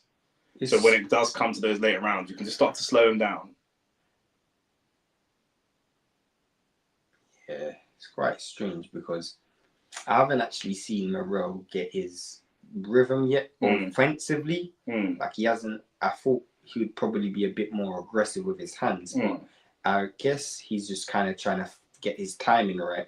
But that's why I said 7. I didn't think that he'd actually come out like a Dubois and try to go for the clean out like a J. Opataya or someone like that. Ooh, there's the good brilliant straight left. Good straight left though. difficult round to score. And Diallo said, yeah, for sure. Me and Shane are disagreeing. He's giving it to Benavidez. I'm going to Morell. Brilliant shot It's a from good right hand. Benavidez. Morell landed a right to the body straight after. Literally. You look at Benavidez' face, bro. He literally looks surprised a bit. This is why Benavidez could not win a fight against Bivol or Beterbiev. Do you know what I mean? Because you just everything from Beterbiev is going to hit. Morell just starting to let the hands go a little bit more. Benavidez trying to answer. Yeah, 100%. This could be a problem for Benavidez. He's doing a seek and destroy, but it's a lot of seeking and not enough destroying. Although he's putting together some punches here. Oh, good head movement. Very much so. It's a good fight. Very, very. I think a lot of both guys are fighting within themselves still. Yeah. But when the torch paper lights is gonna go off. 100%. Brilliant shot from David Morell. Good. What I already can see from what Benavidez is showing me, even getting hit on the gloves, Morell has that power. Yeah, Morell can hurt him. Trust me. Like he knows that. Yeah, in fact, he can feel it. Because when he was fighting Caleb Plant, he knew he couldn't, so he just kept plowing forward. Yeah. Sometimes he's bouncing back after Morell punches, not just because look at that. Yeah. Look at that there. 100%. Whereas Morell's not actually going backwards from Benavidez' punches. He's just more going backwards because that's the style he's going with. Brilliant. Great right hand. Really good right hand. The southpaw stance is definitely causing Benavidez some problems. It's good right hand from Benavidez. That's another good right hand from Benavidez. Just a little lack of discipline from Morell. Benavidez timed that right. This is great. You know what Benavidez is doing well? He's bringing Morell's left hand down with his hand and then slapping it around. He's done that a few times, which is like a good Latin trick. You bring the hands down and then slap around at the same time. Morell needs to make sure he's again with that right hand. Lovely. You need to try and get as much extension as possible. They both exchange shots. Great footwork as well from David Morell. Really good Morell's footwork. won this round. Yeah, for sure. I'm so good. He's enjoying it. Yeah, he's enjoying himself. He's enjoying himself for sure. I think Morell's won that round. I did think even if Morell was going to win, it's going to be a while for him to kind of wear David Benavidez down. It wasn't going to be just a knockover job. Oh, you're scoring it on your scorecard. Yeah, right. You got your phone in your hand. You write it on your scorecard. I just know I have it 1-1. You have it 2-0. 2-0 for me. Guys in the chat, what have you got it as? Let me know. Let me know how you guys have got it. All right, we're on your shields. For me personally, it's 2-0 to Morell. I've got it 1-1, but the first round could have went to either guy. I thought Morell looked good in that round though, especially near the end. Bang! Look at that straight left. That coil again. Yeah. And I'll tell you what, he's lucky. Where David Benavidez is kind of semi-lucky. See how you said he brought it down and brought that shot around. David Benavidez is quite lucky that he was standing quite square on. Yeah. Morell was standing square on, so he couldn't really get full power on it. But the Cubans tend to do that a little bit. It's a little bit more square. Well, he's not fighting off the rope, so if that was centering, that's what I'm saying. Yeah. Done well fighting himself out of that situation there. But push back again. Benavidez, we said he's the bigger, stronger man. He doesn't really look it.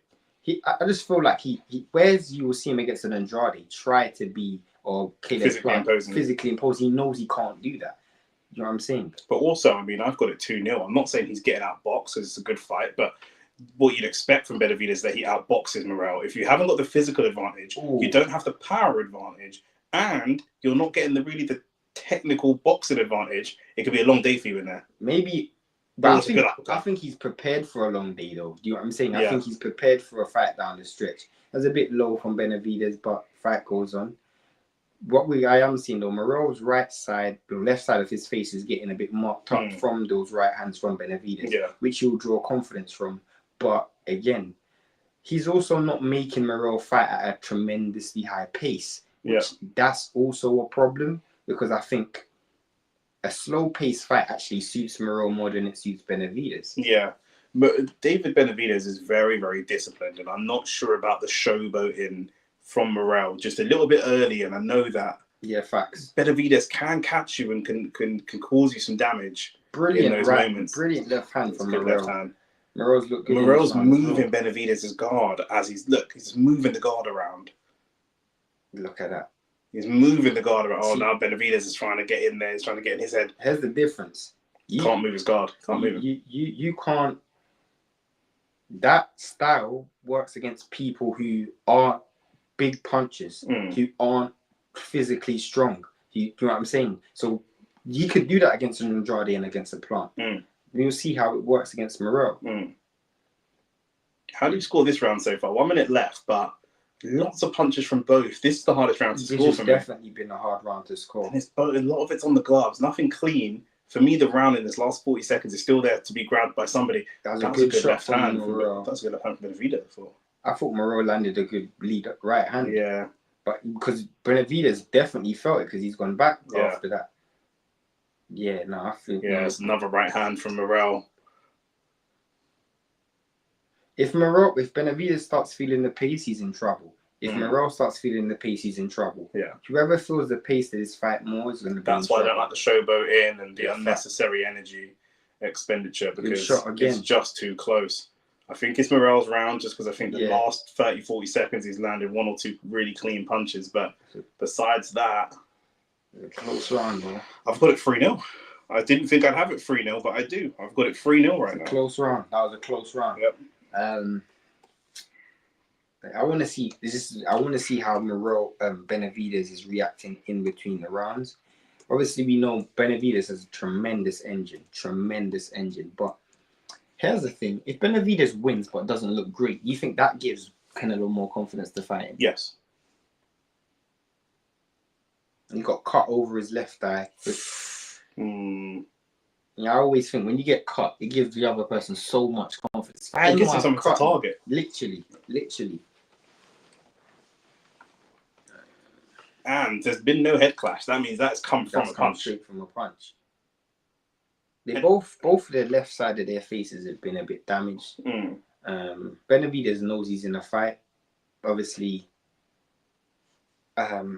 Morell expected this. You know what I'm saying? I think the level of expectation from Morell is you're fighting an elite fighter. Whereas Benavidez doesn't actually know what he's going to get from Morell. Yeah. Another right hand from Morell. That's a good shot from Benavidez, though. We made him miss with the first one, but landed with the second one. The body is the best opportunity, I think. But he's able to just push him back when he's up against the ropes. It's able to get pushed back. Good exchange. Really good exchange. Morell's fought also great left hand from Benavidez. No, I thought that hurt Morell because Morell's against the ropes. I think that did hurt him, because he's not throwing back. Another right hand. Benavidez is literally going aggressive now, and it's a problem because Morell's literally gone into his shell. Yeah. However, if he doesn't have the effect and Morell's able to weather the storm, it could have worked negatively for Benavidez. I think Morell's now looking for good singles instead of, setting up shots, which I think that's where the inexperience is coming into it. You know, you've landed a few good shots in previous rounds, but you're forgetting the setup. It's just not going to come like that. You have to be a bit more. That's his over-reliance on power. Literally. My power will equalise this, and I don't think, not that it won't, but you can still set it up. Literally. Just make it easy for you. And that's what happens when you don't set up. Oh, brilliant uppercut. Benavidez is taking this round. I think he probably knows he's down on the cards. He knows he hasn't given everything. Oh, good shot again. This is great from Benavidez. Definitely. These guys are sitting in the pocket and landing some big punches, but Benavidez has done great work in this round. He has. But we'll see how much is taken out of him, because against other guys, they feel the pace. We'll see if Morell feels the pace. Obviously, he's going to feel something, because them shots are big. 100%. Good feint. Right back with a straight right hand. For me, if I'm Morell, I'm trying to literally walk him onto a shot, because he's good right hand. Over aggressive, so you're gonna try and walk him onto a punch. Morell's trying to set traps with these lower hands, and I'm just not a fan of it, to be honest with you. He doesn't need to do that. I think his ability to counter today has actually been quite off. Yeah. When he's leading with punches, he's actually been better with his accuracy. Yeah. His counter punching, which I do think counter is a good idea against Benavidez. What a shot! What a shot from Morell. He buckled Benavidez right close. A little check right hand. And Benavidez could be in trouble. Benavidez up against the ropes for the first time in the Oh, fight. but then he's Big landed left hand. big left hand. This is a fight. This is a fight. yeah. We've left the boxing at the door. We're now just fighting. This is a fight. This is straight out. I think that it's gone almost not in Benavidez's favour, but Benavidez knows he's lost a couple of those early rounds, and he's just thrown caution to the wind. As soon as I said the counter, he's literally walked him onto a great shot. This is the fight. This is the fight that I expected to happen. This is what I expected to happen. Great round. That's what I expected to happen right there. I expected that. He got buckled in, but this is the thing. He got buckled in that fight, in that round, and he's still there. He's still there. Yeah. And he's still coming forward. So even though Benavidez won that round, there's stuff Morell can take confidence from in that round. That was a round I expected. Yep. The fight to be like 3-1 for me. I probably have it 2-2. Yeah. I think 2-2 is fair. I think Ahmad Diallo in the chat's got it 2-2 as well. Because he had it 2-1 Morell before that round, and that's got to be a David Benavidez round. Although David Morell landed the punch that kind of buckled the legs, but the consistent punches, this change in style, the change in levels of aggression was just brilliant to see from David Benavidez. Who? Look at that! What nice. A shot! It's a lovely, quick counter. Who do you think's gonna take more out of that round? That's probably Benavidez, you'd have to say. Because he can say, right, I just have to avoid. If I do the same thing again, but avoid that counter. Benavidez, little check left hook. This is great. Definitely. This is really great. Both thrown similar levels of punches, 144 to 142. I think, Benavidez is just, obviously, that round he landed a lot of punches, more punches than in any other round, I assume. So they got a 2-2 They got a 2-2 as well, yeah. They gave the last round to Morell, though. That's weird. It's very, very strange. I'm not understanding the scoring. I think the second round was definitely a Morell round. Yeah. And I also thought the third round was a Morell round as well. But the last round I thought was Benavidez. I thought so as well. Morell's kind of looking a bit. He's setting up for. He's trying to go for power shots. Literally. You know, he's trying to work less but be more effective. Literally, there's smart work instead of hard work. But once Benavidez starts getting into flurries, it's really difficult to break his rhythm. You really just have to be able to time him. You have to trust your ability to time. Yeah. I know we caught him with a good counter in the last round, but can you do that every round? And even then, he caught him kind of in a break. He caught him because Benavidez wound up. Yeah, definitely. He wound up. Do you know what I mean? The punch was wide and it was winding up. But if he's just going for double jabs and 1-1-2s and whatever, you're going to struggle to break. I don't know Morell's gas tank right now, but he definitely can see the volumes reduced. But maybe he's taking a round off as well, just trying to conserve himself. He's not really going to go for it unless he hurts Benavidez. Yeah, no, I get that. Yeah, that's why he's moving left to side to side. He's trying to find the gap. Now fighting off the back foot, which you did say at times he will do that. Well, you'd have to. It's the first time we've seen Benavidez just not be able to just walk somebody down. Well, he's walking down a little bit, but they're walking each other down at times. Literally. Whereas in other fights, he's literally just had his own way in terms of who's walking forward.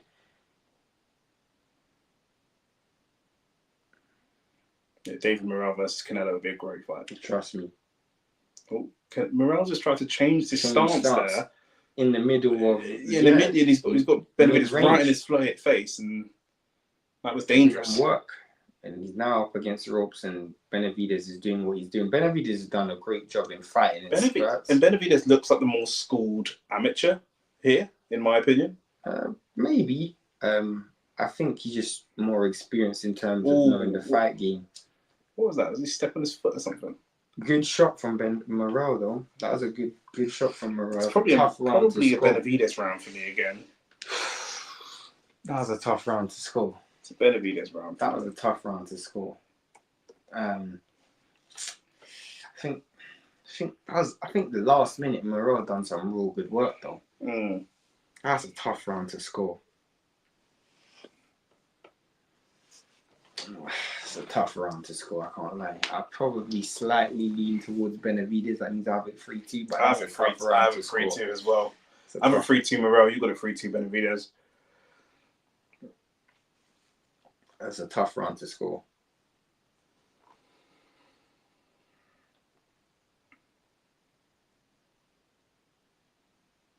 Good defense, right? That's really good defense. Yeah, and then getting them on the counter. It's what we'd expect to see the roles reversed there. To be fair.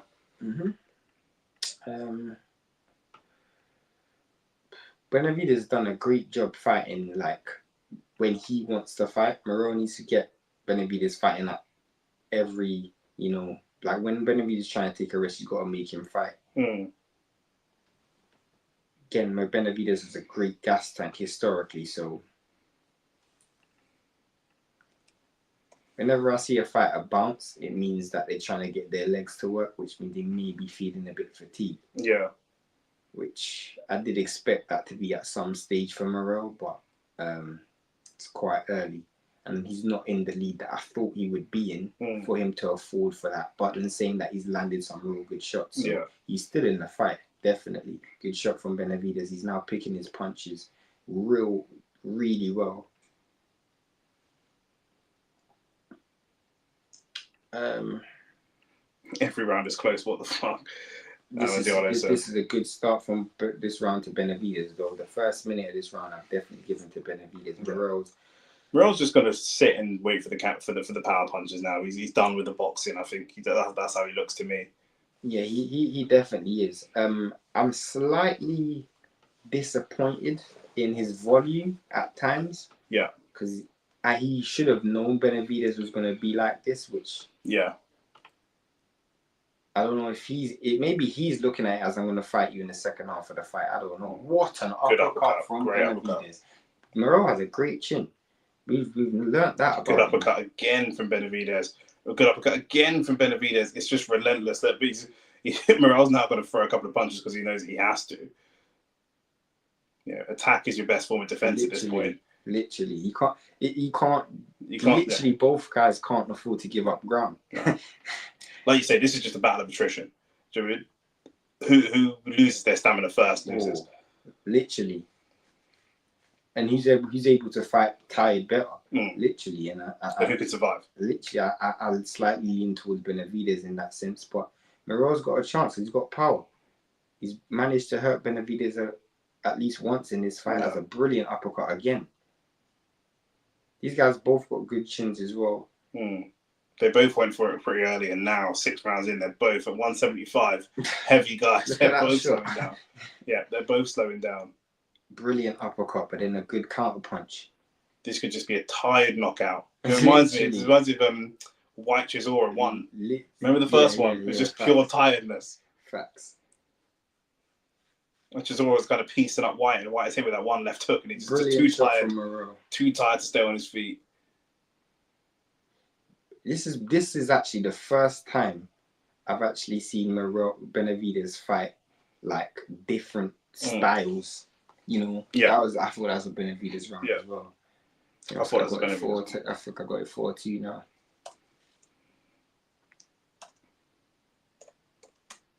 I think I now have it 3-3. David Benavidez' wife. Rate it. Yeah, why not? I said rate it. Benavidez is settling into the fight well, especially the last 2 rounds. The momentum definitely swung in his favour. Yeah.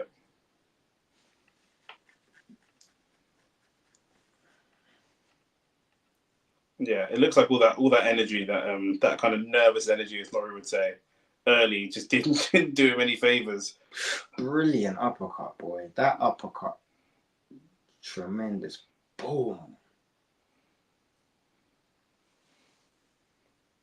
He hit 3 of those uppercuts, 3 of them, into round 7 now. Good catch. This is the round where I said Morell stoppage. It's not looking likely. Both throwing the same amount of punches again. Exactly. As I did say, because Morell's literally relied a lot on trying to catch him at the end of Benavidez shots instead of in between, he's always going to come off second best. Whereas I feel like he needs to try and... He's fighting a low percentage fight. Yeah. Benavidez is not fighting a high percentage fight, but it's fighting a higher percentage fight for sure. I think Morell also understood that I can't fight at this guy's pace, so I have to fight a low percentage fight. But it's risky because if you don't get a lead, then you're literally relying on a couple knockdowns or. And as strong as you are, is one of your punches the equivalent of 3 of his? Because if it's not, then that's not a good exchange rate. Do you know what I mean? You need to be twice as powerful and do twice as much damage. Trust me. That was a terrible attempt at landing the left. That's tired. It's just now it's dangerous though. Do you mean you're already looking tired? You know. Yeah, no. 100%. It looks like Benavidez could maybe even get a late stoppage if it carries on like this. Because Morell's just going to keep shipping punches late into the fight.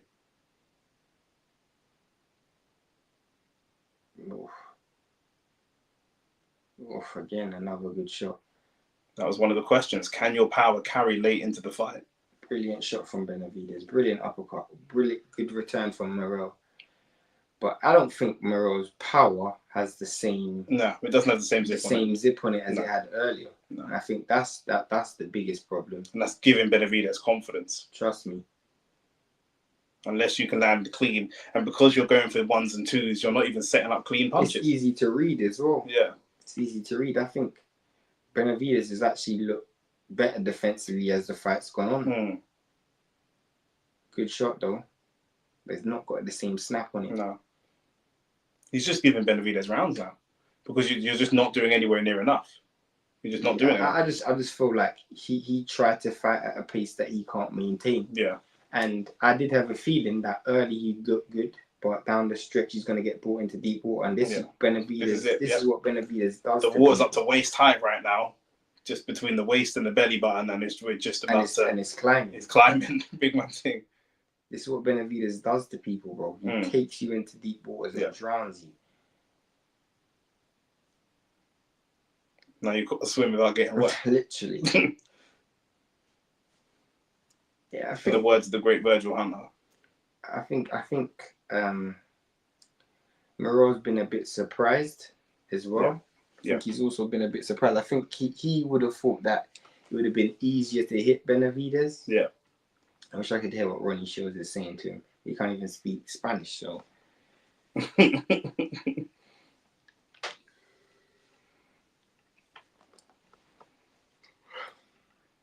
I did them before, but they all went in this round 4, so I didn't realise I was just like round 4. I was like, what the fuck? Why? So now it's done proper, but I don't know what was going on there. Yeah, Morell looks disappointed in himself, and he knows it's just starting to get away from him, and this is the worst place as a boxer. It's getting away from you. What can you do? You've got to listen to your coach now. You're trying to. You got to find something within yourself. You've got to find something within yourself. Literally, you got to find something. Benavidez is looking real good at this stage. So. Yeah, it's a bit another Benavidez round, that one, wasn't it? Yeah. And for me on my card, that just has him taking the lead. Yeah, I mean, it's more the momentum as well. Yeah. Like Morell has to do something to wrestle that momentum back. Yeah, Diallo says he's got it 5-2. I've still got it 4-3, but. I mean, you don't want to get into a stage where you're just defending yourself. Yeah. That will lead to a stoppage. Exactly. You got to try and land something that's going to get you back into the fight. Something significant, yeah. Yeah, you got to have a real big round here. Literally, this is where you got to tell him, like, bro, you're down on the cards. You got to give me a big round. The pace has slowed down from both men at this point. Definitely, really slowed I think down. they felt it. They just felt the pace a bit. They've almost got a bit of a gentleman's agreement. We both slowed down. Let's give ourselves a chance to come back in this fight. I think Benavidez really done a lot to get himself back in the fight in the last couple of rounds. So he doesn't mind this. As long as he can still keep... What a shot from Ronaldo. He's lucky. That was a mistake on the right hand. He's just lucky he's got the hand speed to recover. Because he actually missed the right hand. But he's just got quick enough hands to make up for it. Good body shot. Remember, Morell's throwing high-power punches. Most of the punches that he's throwing, that's just energy sapping. sapping. A lot of Benavidez shots are arm shots. Like, that's why I'm saying it looks like Benavidez right now is the more well-schooled amateur because he's just. I just think that's his style, though. And I'm saying it's a shame that Morell doesn't have that style or doesn't utilize that style. I think Morell's done better in this round. I actually think he's been winning this round. But Benavidez looks like he probably took the round off, especially the first minute. Maybe he's just doing that thing where you fight for the last minute of the round. Good left hook. Yeah, Morell hasn't got it first. Like you say, he's starting to show his mouth open, gasping for breath. Literally. But also, when he does catch Benavidez, he can't follow it up. Brilliant. Good shot on the inside, though. Like you say, this could be a Morell round. Could this be the way that Morell starts to win rounds and get back into the fight? Trust me, he's throwing less. He's throwing less loaded up punches, and I would have tried to do that earlier. Yeah. Obviously, I said for you to land something significant, but you did, and he's still there. So then you have to change your approach. I don't think he's taken slightly longer to make that adjustment. Yeah, look at the strength. Look at the strength now. Benavidez is able to push Morell off of him, which he wasn't able to do in the first half of the fight. Yeah, but it's a very, very close round. This. Trust me. There's Morell all the way to the last fight. That could just clinch it. I'd probably just say Morell. Just save him for that round. I'll probably just edge that to Morell. But again, I do feel like I don't think it's wide enough to where the momentum is going to shift. The momentum I still think's in the favour of Benavidez. You got a draw in it. I think I got it 5-3. Yeah. You got it 4-4. Yeah. I do indeed.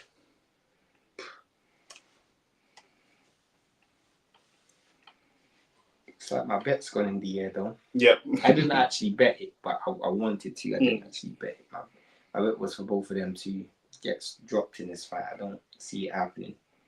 I think if one of them gets dropped, we're close to the fight being over. Yeah, facts. With the stamina that they've got to keep getting off the floor.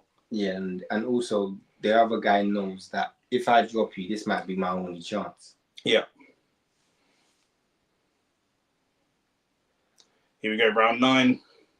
Yeah, you want to see a big push from Morell now. Based on what we're seeing here between these two, do either of these two stand any chance against either Beterbiev or Bivol in their current?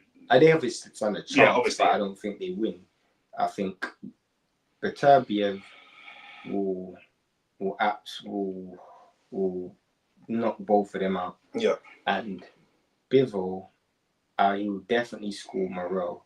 Benavidez will have chances at phases in the fight, but once it gets into the middle rounds and this guy's just boxing and pivoting around you, you're gonna have to find something else to do. Yeah. They've got it. 6-2 now. 6-2. Yeah, get that. I mean, depends what you like. Yeah, definitely is a close round.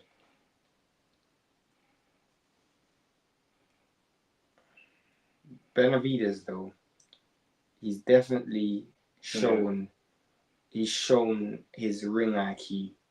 Like he's known when to fight, when to rest, what shots to punch. That's why I said if you were watching this fight and didn't know, and I said to you one of them is a well-schooled amateur, you would think it was Benavidez. It's not just. I don't necessarily say it's from the amateurs. It's also your pro experience as well.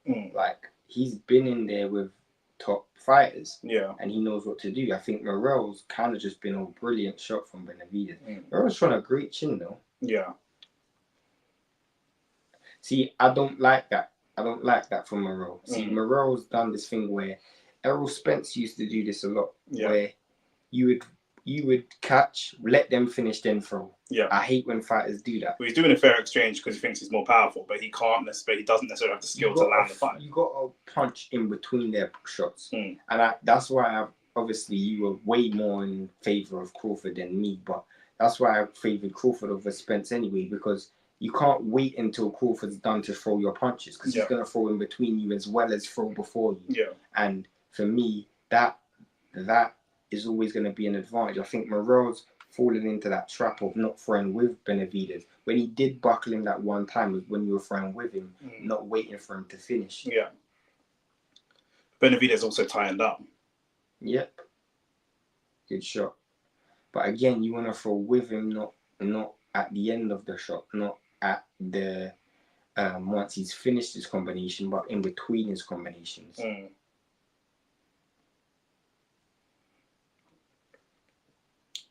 Questions that have been answered. It doesn't look like Morell can carry that power late into the fight. Yeah, 100%. We're not seeing that right now. And I think he knows that. He's not even trying to land big powerful punches. It's good right hand though. But Benavidez has got a shin. I would have said to Morell early in the fight, like probably at round 3, let's start working on touching this dude instead of sitting down on shots. Yeah. Because he's gonna just outwork you, and you sitting down on your punches ain't gonna win you the fight, bro. Yeah. You know what I'm saying? It's just not gonna be sufficient enough to win you the fight. You're gonna have to sit down on instead of sitting down on shots, let's touch him with 3s and 4s. Yeah. And hit him in between his shots instead of one thing about Benavidez, even though he throws a lot of shots around down, he still throws shots as like he throws straight hooks, if that makes sense. Yeah. And kind of lean in punches. Yeah, like it which almost gives him the inertia, and obviously it's very difficult, especially if you're staying on the line. Ahmad said no counter punches shown by Morell, which is true. He's waiting for him to finish his shots before he throws. Which round 10, it looks like we could at the moment, unless Morell does something to change the momentum of the fight. We're heading towards kind of a bit of a shutout, really, from David Benavidez. The PBC card's only given Morell 2 rounds. Shane's given him 3 rounds. I've given him 4 rounds. But yeah, it's. I did think early in the fight that Morell would have had success. I did think that. But I think Morell had success, but I thought in the later end it's going to benefit Benavidez. But Morell's going to have to show me something different. He's going to have to show me something, or he's just going to lose this fight because the momentum's definitely not in his favor anymore. What's Morell got to be thinking here? Because it's just like you're not showing me that you can win this fight. You're not showing me anything to tell me that you can win this fight. It's very difficult because for him, he's in an unfamiliar position. So he has to try. He's landed a few good shots in succession there, but you have to try and almost trust at this stage, you definitely have to trust your gas tank, but you almost have to trust your will. You know what I'm saying? Your will's got to carry you over the line at this stage, because at this stage, your game plans haven't worked. You know what I'm saying? So you can't rely on your game plans to work because they haven't worked thus far. That was a good shot from Morell, though. Benavidez is fighting with his hands down, which could either mean he's overconfident or his arms are tired. I'm inclined to believe that it's a bit of both. Now, if I'm Morell, you got to try and find different ways of drawing confidence, because I'm not seeing a lot of punch variation from Morell either. Just hooks into the guard, jabs into the guard. I'm not seeing body shots. I'm not seeing changing levels. I'm not seeing any of that stuff. It is a very big prospect mistake where you feel like when you touch a guy with your power, he's going to go down. This is why I said after round 3, I would have said to him in the corner, again, I don't know what Ronnie Shields did say to him, but I would have said, let's go from looking for the single and try and touch this guy with maybe 2 3s instead of 1s. Yeah. I think one thing we definitely also learned is Benavidez can fight at different paces. Yeah. Which, other than just being an out and out, we said he relies on size and weight. He actually hasn't relied on that. Oh, Benavidez starting to show off now and hit some showboating. Come on, don't have that, Morell. You're the power man. Hit him with a come on. That's pure disrespect. Twice he's done it. Now he's put his hand up like he's already won the fight. It's 12 rounds, isn't it? It's not over. He's almost taught him a lesson here. He has. He's taught him an important lesson. Where losses like this will hurt you more than anything. Yeah. It ain't gonna hurt you ego wise, but it will hurt you in terms of you always feel like you could have given more. Yeah. You know what I'm saying? Like, but realistically, you probably couldn't. No, but you feel like of course. Yeah, You know what I'm saying? If a man just irons you up or you get caught with a shot, that's it. You know what I'm saying? Like when Devin lost to Ryan. Yeah.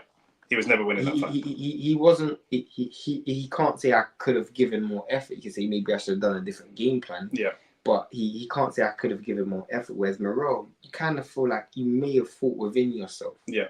At no stage in this fight have I looked at this and thought Benavidez looks like he's gonna stop me. Yeah. And I feel like if you throw a bit more caution to the wind, yeah, you might be in more trouble, but you might also have more success. Yeah. I just feel like. The thing is as well, you just don't want Benavidez to be confident. Like you've allowed him to get his confidence, which is a big, big problem. Trust me.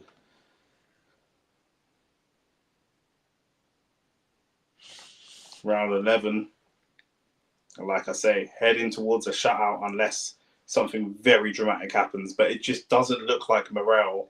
We're in the territory of you need a punch from the gods. See, this is what I'm saying. In that he landed a 4-5 punch. He'll try to land a 4-5 punch combination. Early in the fight, you were just trying to land the singles. He should have been doing that earlier. He just didn't have the stamina. No, but instead of loading up on punches, you use that same energy to touch Benavidez instead of, loading up on shots. Because even touching him, he gives you more confidence. That's why I say to people who are power punches. That's not a Morell round. That was a Benavidez round. Easy. Yeah, of course. Easy. Ahmad, come on, man. Ahmad's out here doing early shuffles. Yeah, Benavidez was laughing at him. How could that be a Morell round? He got laughed at. That's a good uppercut. You're going into these trades and you're the power punch man, and the punches, you're not really looking like the power punch man. You had that one opportunity where you kind of buckled him, and even then it was a good powerful shot, but it was good timing as well. This is good. This is good work from Morell. You got to keep the punches going. Keep the punches going. Good work. Keep the punches going. Keep the punches going. David Benavidez is tapping his own chest and saying, "Yeah, come on, bring it." You're winning this round, though. You're definitely winning this round, though, Benavidez and Morell. But I think Benavidez might just be taking the round off. Because he's gonna need his energy to survive the last round. Because you would imagine that's where Morell's going to throw everything, literally, whatever he has left.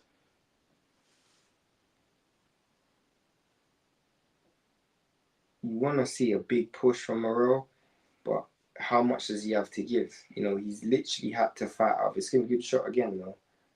This is a Morell round, but it doesn't seem like he's got a lot left, unless he's just conserving some for that last round. Oh, was that a knockdown? It's a knockdown. They're counting that as a knockdown. To be fair, a punch did land at the same time, though. A punch did land at the same time. So a little bit of a flash knockdown, but that is a knockdown, and that is brilliant for Morell. That's what he would have needed. 15 seconds left of this round. That makes it a 10-8 round. He's going to take some good confidence from that. And to be fair, Benavidez didn't complain. He didn't argue. Nothing. It was a knockdown. Yeah. But Benavidez has come out with. You can't win the round. Oh, he might lose that point. He might lose that point right now. I was on a plane with him. With who? The ref? That ref. Is he going to take a round from I think he might do. Yeah, he's going to take that point that he just got back. He's lost it. That makes it a 9-8 round instead of a 10-8 round. I think he has to lose that point. I don't think so. I think that was deliberate. I don't think so. That feels deliberate to me. I don't think so. Because for me, Benavidez also threw punches. You know what I'm saying? I didn't see that. Okay.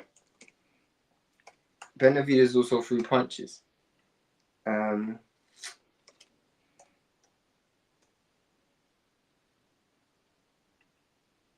You see what I'm saying? He threw punch. Benavidez threw a punch. That did buckle Benavidez, though. That buckled Benavidez, though. That makes it 104, 103 going into the last round on my card. That means that there's a lot to fight for. There's a lot to fight for on that last. Yeah. If Benavidez threw a punch as well, that's a little bit out of order. We should both be getting in trouble. No points deducted. I wouldn't have taken a point. I wouldn't have taken a point, me personally. And it's been a reasonably clean fight up until that point as well. Yeah, there you go. I wouldn't have taken a point because he He threw a punch as well.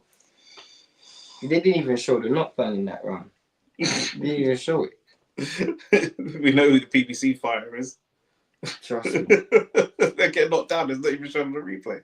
What kind of PGMOL bullshit? Literally. Morell's got to go for this now. This is it. The championship round. Shot. Not quite the championship round because it's not a championship fight, but you get the point. Round 12. Here we go. Morell, what can he do? The fact that Morell's dropped him and Morell's going to end the fight with more with aggression. Here we go. He's also going to look at himself and think, I could have done more and I could have done this earlier because I know I have the power to drop him. I've hurt him once. Look, it's just confidence. It's all confidence. He needed one punch to give him confidence, and now look at him. He's back to the Morell of several rounds ago. Benavidez fighting really well. He knows that against someone like Morell, his best defense is throwing punches. That was low. But his best defense is throwing punches rather than trying to head movement his way through, counter punch his way through. He's got to just fight his way through the next 2 rounds and win the fight. Trust me. He's got to know he's up on the scorecards.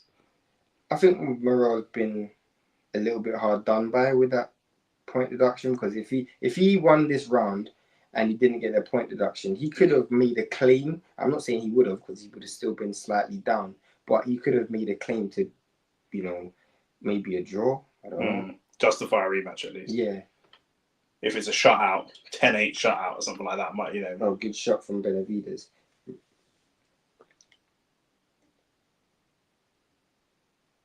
Good shot again from Ben. The thing is, 90 seconds left for David Morell to try to turn this fight on his head. Only really a knockdown will do it. We don't really see him winning this round. Benavidez has done some good work. I think he could win. He could win the round, but I don't think it's going to make a difference. It's been a good fight. I just feel like in the middle rounds, I feel like Morell allowed the rounds to drift a bit. Yeah. He started the fight well. He's ending. He just didn't dig deep. He fought really well when the fight was at his pace, and when the fight started to get taken away from him, he didn't dig deep to find that second wind. Only once it got a little bit hairy did he find that second wind. He needed to dig deep and find that within himself. 50 seconds left. Doesn't look like he's got too much left to throw. No, it doesn't. Came out so aggressive, and the tank looks close to empty. Benavidez, again, because he puts his body behind shots, whereas Benavidez is a lot of arm punches. He can conserve energy a lot more. Yeah. Good shot from Morell, though.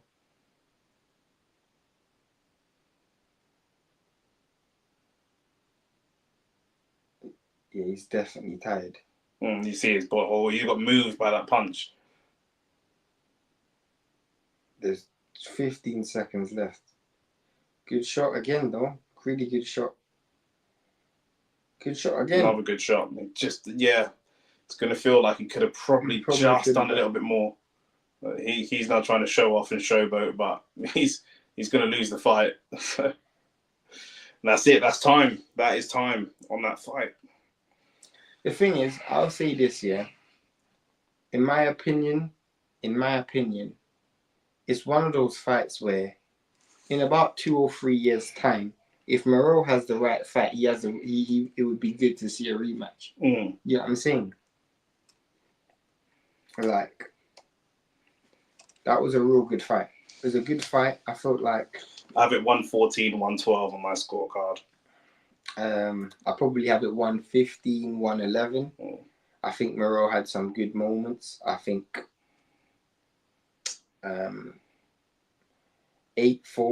7-8-4, maybe if you're generous, 7-5 at a very big stretch. I think Morell will definitely look back at this fight and think I could have done more. Specifically in the middle rounds. Like the middle rounds, I just think he allowed the rounds to drift. What he did is he allowed the middle rounds to clearly be Benavidez's. Didn't have to knock him out.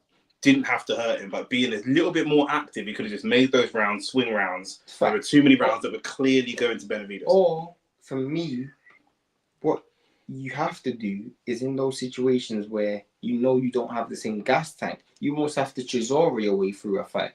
Where, cool, I'm going to take this round off, but I'm going to give the next round. Yeah. Then I'm going to take that round off.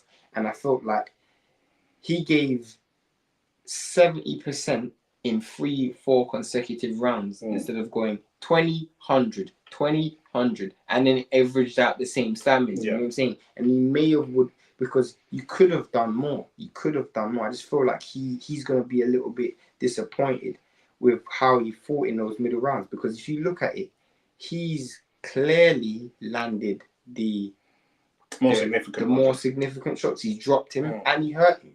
You know what I'm saying? So for me, you could look at it and think you could have done more.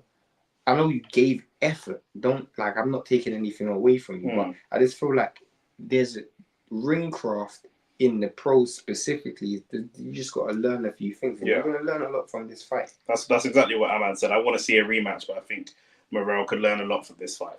I don't want to see a rematch now. You know, Morell's lost. Put him in there with, a few guys. Again, Jean Pascal. Put him in there with some guys who's going to give him that ring understanding, that ring IQ. Put him in there with Callum Smith. We could. Depends on where Callum Smith is after the Buatsi fight. You know, I'd like to see him fight Buatsi or Yard or one of them. You know, even like a Dan Aziz. I don't see that happening, but you know, not enough money then.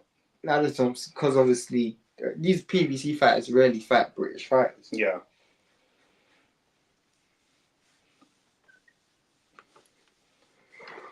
But yeah, definitely, he does a lot to take from him. Yeah. For me, if I'm Benavidez, I ain't watching that fight thinking, this guy's Benavidez is levels. I don't think. Does this bring Benavidez any closer to the Canelo fight? No. I don't think it does. Even though he did get dropped, even though he did get hurt, I just feel like stylistically, Canelo just don't want that fight, and unless Benavidez was like literally fighting tooth and nail, which he didn't. No, there's a pretty. It's fairly comfortable in the end. In terms of the overall scorecard, on the scorecards, like it's a bit like Tyson Fury versus Usyk, where like he had rough moments. He had rough moments, but in general, he's pretty comfortable. Yeah, you know.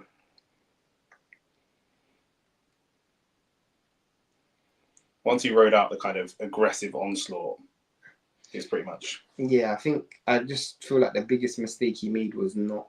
I don't think Morell done the right things instead of in those middle rounds, instead of loading up on big punches. Because once you realize you weren't going to stop him, you should have acknowledged that in the first 4 or 5 rounds. And then you should have went from looking for singles to looking to land combinations. And even if it's just touching shots, just to give yourself some rhythm and timing, because Benavidez is there. He's there to hit, you know. I just feel like he tried to load up on shots a bit too much, wait to the back end of Benavidez's combinations, allow him to outwork you. You know, after 4 rounds, you had the same amount of punches landed, give or take 5 punches here or there. After 8 rounds, he had like 30, 40 more punches in him. Yeah, Benavidez confirmed the winner, as we all expected. I'm not sure. Let's see if it comes up as a unanimous. I expect it to be a unanimous decision. Yeah, Benavidez wins the fight fairly as well. He's obviously now mandatory for Beterbiev and Bivol. He's obviously wasn't he also mandatory for Canelo anyway? Yeah, but Canelo can pick who he wants to fight, innit? No, of course, but I'm just saying it's just that mandatory thing. You know what I mean? It means something sometimes and it don't mean something other times. Do you know what I'm saying? Trust me. That's just what it is. And, you know, Mauricio Suleiman is there smiling in man's face, but Benavidez don't want to smile in man's face because you could have made Canelo fight me if you wanted to, Trust but me. You didn't. So, do you know what I'm saying? But we already know Mauricio's a crook anyway, so that's just what it is. Hit the like button, hit the subscribe button. Yeah, man. We will have a Benavidez Morell video coming. Well, what's next for Benavidez video coming out? If not today, definitely Monday morning, but it should be today at some stage. Maybe today in the afternoon, evening times. Unanimous decision, David Benavidez, as expected. The more experienced professional, you know, and again, it was a bit of a professional versus amateur type of situation. And David Benavidez, you know, we said before, Morell will come back. It's not too damaging in terms of the nature of the loss. Literally. And it's not like Oh, damn, what the hell happened? It's fine. I mean, the fight's done. There was a lot of positives that Morell can take. We now know he does have a good chin. Yeah. You know, we know his power does translate against an elite fighter. So these are positives that you can take moving forward. Yeah. You know, so definitely don't look at it as the end of the road. I actually think it's one of those things where you lose, but you I'd learn. like to see Morell fight Yard, style-wise. I think he probably needs a fight to get some confidence back. Yeah. So just in terms of two power punches at light heavyweight who are not quite world elite level and whose power doesn't translate to the later rounds, which means that either one of them could stop the other one. You can't necessarily say that Morell's power doesn't translate. Well, he dropped him late. He dropped him late, and he also landed some good shots. I just feel like they both have, I don't want to say stamina issues, but Yard definitely has stamina issues. Yeah. Morell probably has stamina management issues. Yes. Which that's down to experience. That's down to experience than actually, like, AJ had a lack of stamina. Yeah. Morell probably doesn't. Yeah, lack of stamina. Where you have certain fighters who don't know how to manage their stamina. You think I know I quoted him earlier in the conversation, but you think of one of the greatest fighters at managing their stamina. Derek Chisora is one of the greatest fighters at managing his stamina. Yeah. He has no stamina. Joe Parker for a heavyweight is good stamina. But I think he has good stamina anyway. True. Yeah. Like Joe Joyce has good stamina. These guys have good stamina. But for someone who doesn't have the Maidan or gas tank, the Julio Cesar Chavez gas tank, you need to know how to manage it. You need to know how to manage that. You need to know when to fight, when to take risks. You think about some great light heavyweights of the past. You think about people like Bernard Hopkins, and you think about how he had that ring craft and he understood when to fight, when to wrestle. When he understood that this is, if I am Morell, I'm looking at it like I have the power. I definitely have the technical ability, but I just need to get, you just need to work on your craft and piecing these stuff together. Yeah. Because what we saw today was, and this is a good analogy, what we saw today was a chef with the ingredients, but he didn't know how and what order to put it together to make a meal. Yeah. And that's a good thing because you got time. You got time. So only it's his 11th pro fight. So when we say he's got time, we know it's only a year, 18 months difference between the two fighters. But in terms of the actual pro CV and experience, it's his 11th fight. Yeah. It's Benavidez' 30th professional fight. It's his 11th professional fight. What you learn from a fight like this, it might take guys 30, 40 fights, 20-something fights for them to learn. You know what I'm saying? You don't have a lot of miles in the clock. You put on a fight against Benavidez, you lost, cool. But you can look at the landscape and say, you know what, I can go again. In this case of Benavidez, what it has shown you is, I think, it's shown me more vulnerabilities only because what he wants. His desires is Beterbiev Bivol. And the gap between Morell and the level of this performance and where you need to be to fight Beterbiev and Bivol is so different that there is nothing you can do in a training camp. There's nothing you can do in sparring. Which is part of the problem, which is why it's difficult to match them up against anybody, because they can't get prepared for that. That's the problem, Buatsi doesn't want the smoke. He's going against Callum Smith, who was once the big heavy hitter of that division at one time. A bit like a David Benavidez, weight bully at 168, moving up to 175, a big heavy-handed boxer. It's just not going to prepare you for Beterbiev. It's just not going to prepare you. There isn't a gap. But what you would have wanted to see was him be levels above Morell. Yeah. Because I'll give you an example. When Crawford beat Porter, Porter may not necessarily prepared him for Errol Spence. Neither maybe would, but because I'm levels better than you, it doesn't make a difference. You know what I'm saying? I'm levels better than you. It's the same thing with Benavidez. Cool, maybe a Morell win doesn't get you or prepare you for a Beterbiev or Bivol, but because I'm levels better than you, it still looks like I can go within my bag and build.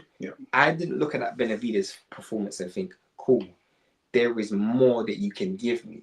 I think you flicked the switch on and it worked for you, Mm-hmm. but you went into a rhythm and you still gave the other guy opportunities. When Beterbiev is in his rhythm, there's nothing you can do to stop it. When Bivol was in his rhythm, there's not, well, obviously Beterbiev stopped it, but you know what I'm saying. Like, there's nothing you can do to stop it. I just don't think, I don't watch that fight. I think, you're going to beat Beterbiev or Bivol. I think the loser beats beats everyone. Yeah. That's where we are right now. Yeah. I'd still like to. That fight's made me want to see Benavidez versus Canelo even more, in my opinion. I think that would be a really, really good test for both fighters. I think it's actually winnable for Canelo as well. Yeah. I actually think it's winnable for Canelo, which is why it's concerning. Yeah. Tottenham said, "Good fight. Big up Morello. Big up Morell. He fought well. I agree. He did. Like we say, he could have applied himself a little bit more. There's this, that. It's early in his pro career. Early in his pro career, 11 fights in. What we were asking for, or what we feel is missing, is literally just you only get that from experience. You don't get it from anything else. You can't beat experience. And he didn't need to take this fight with Benavidez, who's a bit of the boogeyman at this division. You'd say he's the mandatory, and he's the one. He's above a Boatti, he's above a Yard, he's above a Dan Aziz, he's above the Colours. He's above all these guys. He doesn't have to take that fight. He doesn't have to. In his 11th pro fight, he could easily spend 3 or 4 fights in 2 years fighting Callum Smiths and Boattis and these guys. I know PBC don't often go outside of their stable, but he could easily do that, make a little bit of money and not go for the top names. He's gone for the top name now. He will be way more confident going into all these other fights with these other guys because he's gone. 100. He's 12 rounds with Benavidez.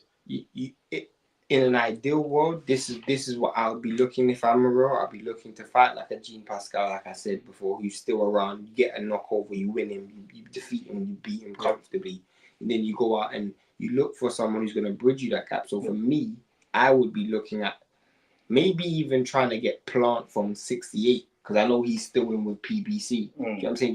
Just anyone who's going to give you a win that's going to get your name back in the lights again. Yeah. Whereas Benavidez, bruv,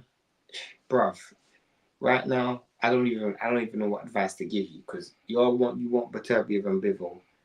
Bro, if I was you, I would just play the waiting game, bruv. Yep. And just try to age these men out because I can't see your way in how you beat neither of those guys. Yeah, I mean, he might just want that shot. See if he can give a good account of himself on that shot. And Anthony Yard's loss has aged reasonably well. Not for him, but like to say, I hurt Beterbiev. I didn't have the stamina to do it. Blah blah blah. But like that's the closest we've seen. So although we look at Yard and go, you're kind of poop. Like that's the closest. The closest you've ever seen to someone stopping Beterbiev is me. Yeah, that's his own claim to fame. It's not a belt and it's not anything like that, but that's as good as it gets, and that's what you got, Joey. Maybe you can join the I believe Benavidez has a bit more ambition than that. Of course, but I get your point, though. Yeah, but that's his ambition, but he's not going to win. So I'm just it's like battle of the consolation prizes. You know what I'm saying? So that's just what it is. So. Listen, 175 is a division that is reasonably stacked with guys that are just not quite that level. And that in itself brings a lot of opportunities for exciting fights. I genuinely believe. There's only 5 or 6 men I'd like to see all fight each other. Bro, genuinely. I genuinely believe. And it's unfortunate because I do believe the likes of Benavidez, Anthony Yard, maybe even a David Morrell, Callum Smith, in another era, they may have won a world title. They may have won a world title at 75. You know what I'm saying? Not in one of its stronger eras. Not in one of its stronger eras. Obviously, historically, 75's always been strong. You can think about guys like Andre Wood and Kovalev. But in other eras... Prime Jean Pascal probably cleans up a lot of these men. But look at middleweight, bro. Look how... Bro, you got Hamza Shiraz fighting for a world title. You know what I'm saying? So... My point is, there's other weight classes that aren't as... It's because of Bivol and Beterbiev why they don't have a world title, bro. Yeah. You're never going to, in any era, going to have 2 guys that are so much clearer of everyone else. Yeah, it's true. Shout out to BBC as well. Good card. Very good. Good card. You know, I watched the Pitbull Cruz fight. Really, really good fight. I think the PBC card had it up. I had Figueroa up by 1.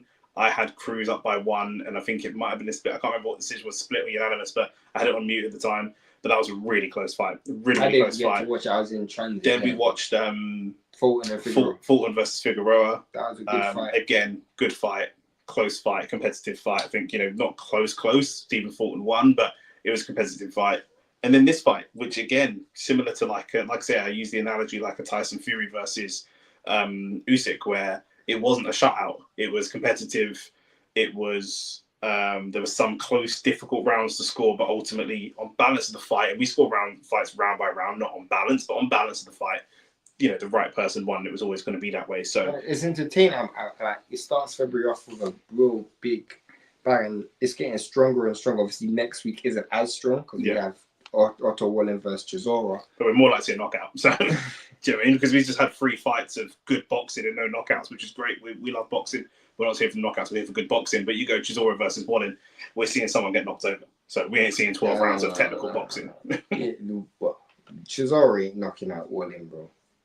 I think Chisora's losing that fight. If Wallen wins, he wins by knockout. You think so?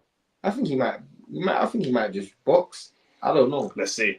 We'll see. We're going to be here for it next week. We're going to be here for it next week. Listen, a lot of you might not be subscribed to us.